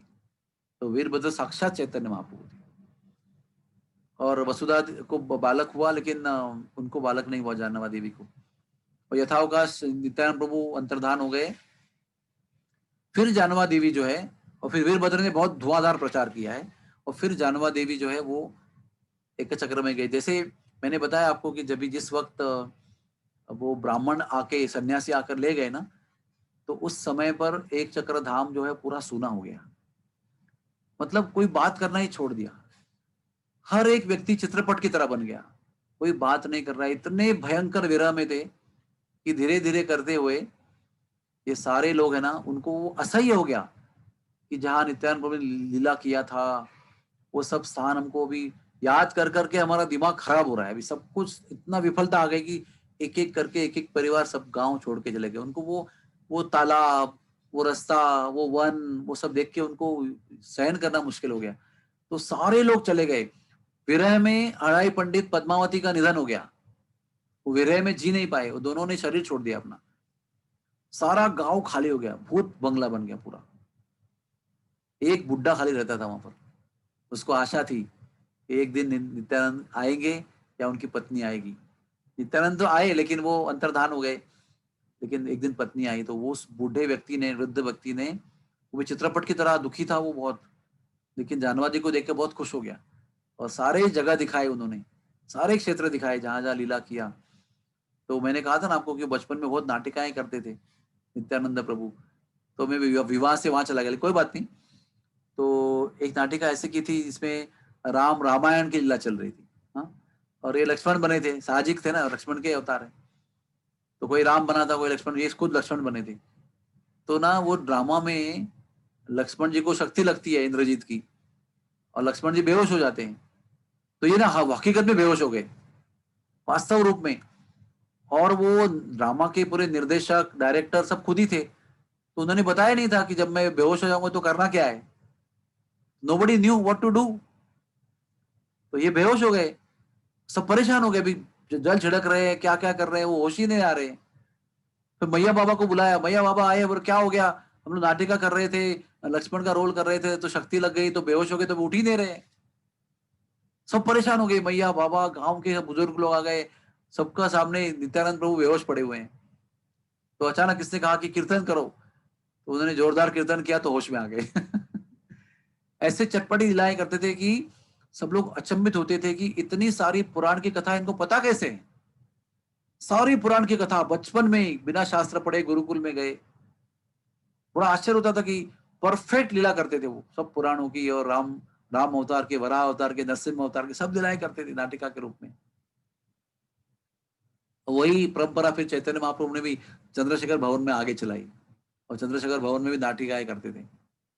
एनीवेज, तो फिर वो विवाह किया उन्होंने, फिर विवाह करके वो चले गए खड़दा में, और फिर जानवा देवी आचार्य बनी, वैष्णव संप्रदाय की प्रमुख आचार्य बनी। महाप्रभु भी चले गए, नित्यानंद प्रभु चले गए, तो गौड़ीय संप्रदाय की प्रमुख आचार्य जानवा देवी बनी। और जानवा देवी ने भी सबको मार्गदर्शन किया है, 6 गोस्वामी को मार्गदर्शन किया है, कृष्णदास कविराज को, रघुनाथ दास गोस्वामी को, सबको मार्गदर्शन किया है। अभी अंबिका कालना एक क्षेत्र है वहां पर। वहां पर ना गौरीदास पंडित रहा करते थे, और गौरीदास पंडित सुबल गोप के अवतार थे। और सुबल गोप जो थे वो कृष्ण के बहुत निकटतम सखा थे, और वो गोपियों के और बीच में जो है ना इंटरमीडियरी उज्जवल और सुबल, ये गोपियों के और कृष्ण के बीच में रहा करते थे। यानी इनका संपर्क ना ज्यादा करके गोपियों के साथ रहता था। जब झगड़े होते थे, कुछ प्रॉब्लम होता था, तो सुलझाने के लिए उज्जवल सुबल सखा काम आते थे। तो ऐसे सुबल सखा थे। उनकी उनकी जो शरीर की आकृति थी राधा रानी से बिल्कुल मिलती जुलती थी। तो कई बार राधा रानी का ड्रेस ये पहनते थे, राधा रानी उनके ड्रेस पहनते थी, और कृष्ण को छुप छुप के मिलती थी। ये राधा रानी बनकर घर में बैठते थे जटिला कुटिला के, और इनकी धोती कुर्ता पहनकर पेटा बांधकर राधा रानी जाती थी, क्योंकि इनका चेहरा बहुत सिमिलर था। तो राधा कृष्ण के चटपटी लीलाओं में सुबल जी ने बहुत सहायता किया है। तो ये सुबल जी गौरीदास पंडित के रूप में अंबिका कालना में आए, और ये कृष्ण बलराम का पूजन करते थे। तो एक दिन क्या हुआ, ये कृष्ण बलराम का पूजन करते करते उनका रूपांतर जो है वो गौर निताई में हुआ। तो भी मैं ठीक से बता नहीं पता रहा हूँ कि नहीं, लेकिन कृष्ण बलराम को गौर निताई ने कहा, एक बार क्या हुआ, कृष्ण बलराम को लगाया हुआ भोग जो है वो गौर निताई का मूर्ति खा रहे हैं। तो कृष्ण बलराम के मूर्तियां जो है, 2 विग्रह गौर निताई के साथ झगड़ा कर रहे हैं। ये देख रहे हैं अपने आंखों के सामने, कृष्ण बलराम का विग्रह दोनों गौर निताई के विग्रह से झगड़ा कर रहे हैं। गौर निताई क्या कह रहे हैं, अरे तुम्हारा समय समाप्त हो गया है, तुम चले जाओ यहाँ से। तो कृष्ण बलराम को हावी कर दिया। बहुत वाद विवाद में कृष्ण बलराम जाने लगे। तो इन्होंने कहा कहाँ जा रहे हो, बैठो वहां पर। तो वापस आए, वापस भोग लगाया। तो वापस गौर निताई ने डांटा उनको, आप वापस क्यों आए, चले जाओ यहाँ से। इस तरह से फिर उन्होंने स्वप्न में ये दर्शन किया, तो उनको पता चला कि अभी गौर निताई का समय है, कृष्ण बलराम का युग समाप्त हो गया, अभी दया का समय है, करुणा का समय है। तो एक बार क्या हुआ, ये सुबल जी ना बड़े वात्सल्य से गौर निताई की सेवा करते थे। तो ये इतनी मस्ती करते थे, विग्रह होने के बाद भी प्रत्यक्ष होकर मस्ती करते थे, बहुत बहुत ही लीला करते थे, उद्दंड लीला करते थे। एक बार डंडा लेके भागे, और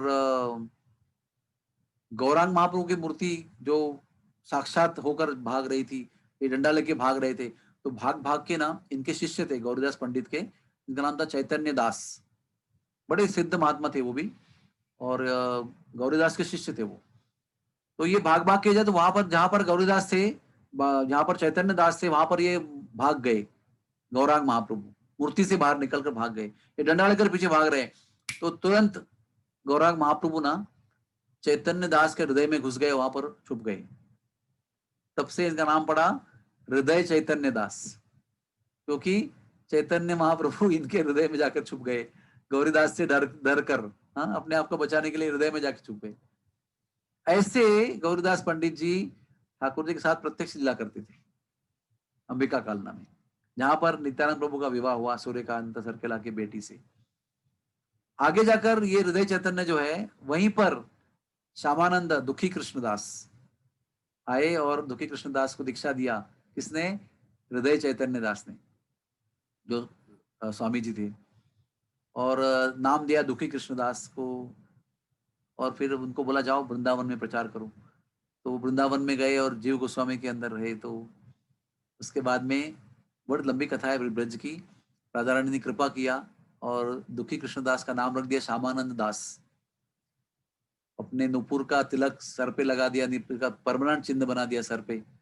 हृदय से राधा रानी ने मूर्ति प्रकट की श्याम सुंदर जी की, हृदय से प्रकट की, एक में मूर्ति है पूरे विश्व के अंदर, वो श्यामानंद को दे दी। 3 चीज की, एक तिलक लगाया नुपुर का, दूसरा नाम बदली कर दिया, दुखी कृष्णदास का नाम श्यामानंद दास कर दिया, और तीसरा हृदय से मूर्ति प्रकट कर दिया और इस मूर्ति का सेवा करो।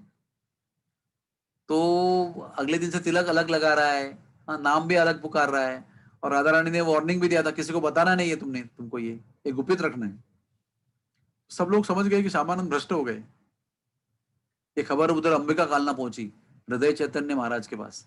वो गुस्सा होकर वृंदावन में आए और आकर उन्होंने अपने शिष्य को बहुत पीटा। तुम कैसे मार्ग भ्रष्ट हो गए हो, हाँ, मन गढ़ंत बातें करते हो, मन गढ़ंत तिलक लगाते हो, मन गढ़ंत नाम अपने आप को रखते हो, क्या समझते हो अपने आप को, और कहते हो राधा रानी ने मूर्ति दिया उसकी सेवा कर रहा हूं। तो बहुत, तो बाकी लोगों ने रोका उनको मारते मारते।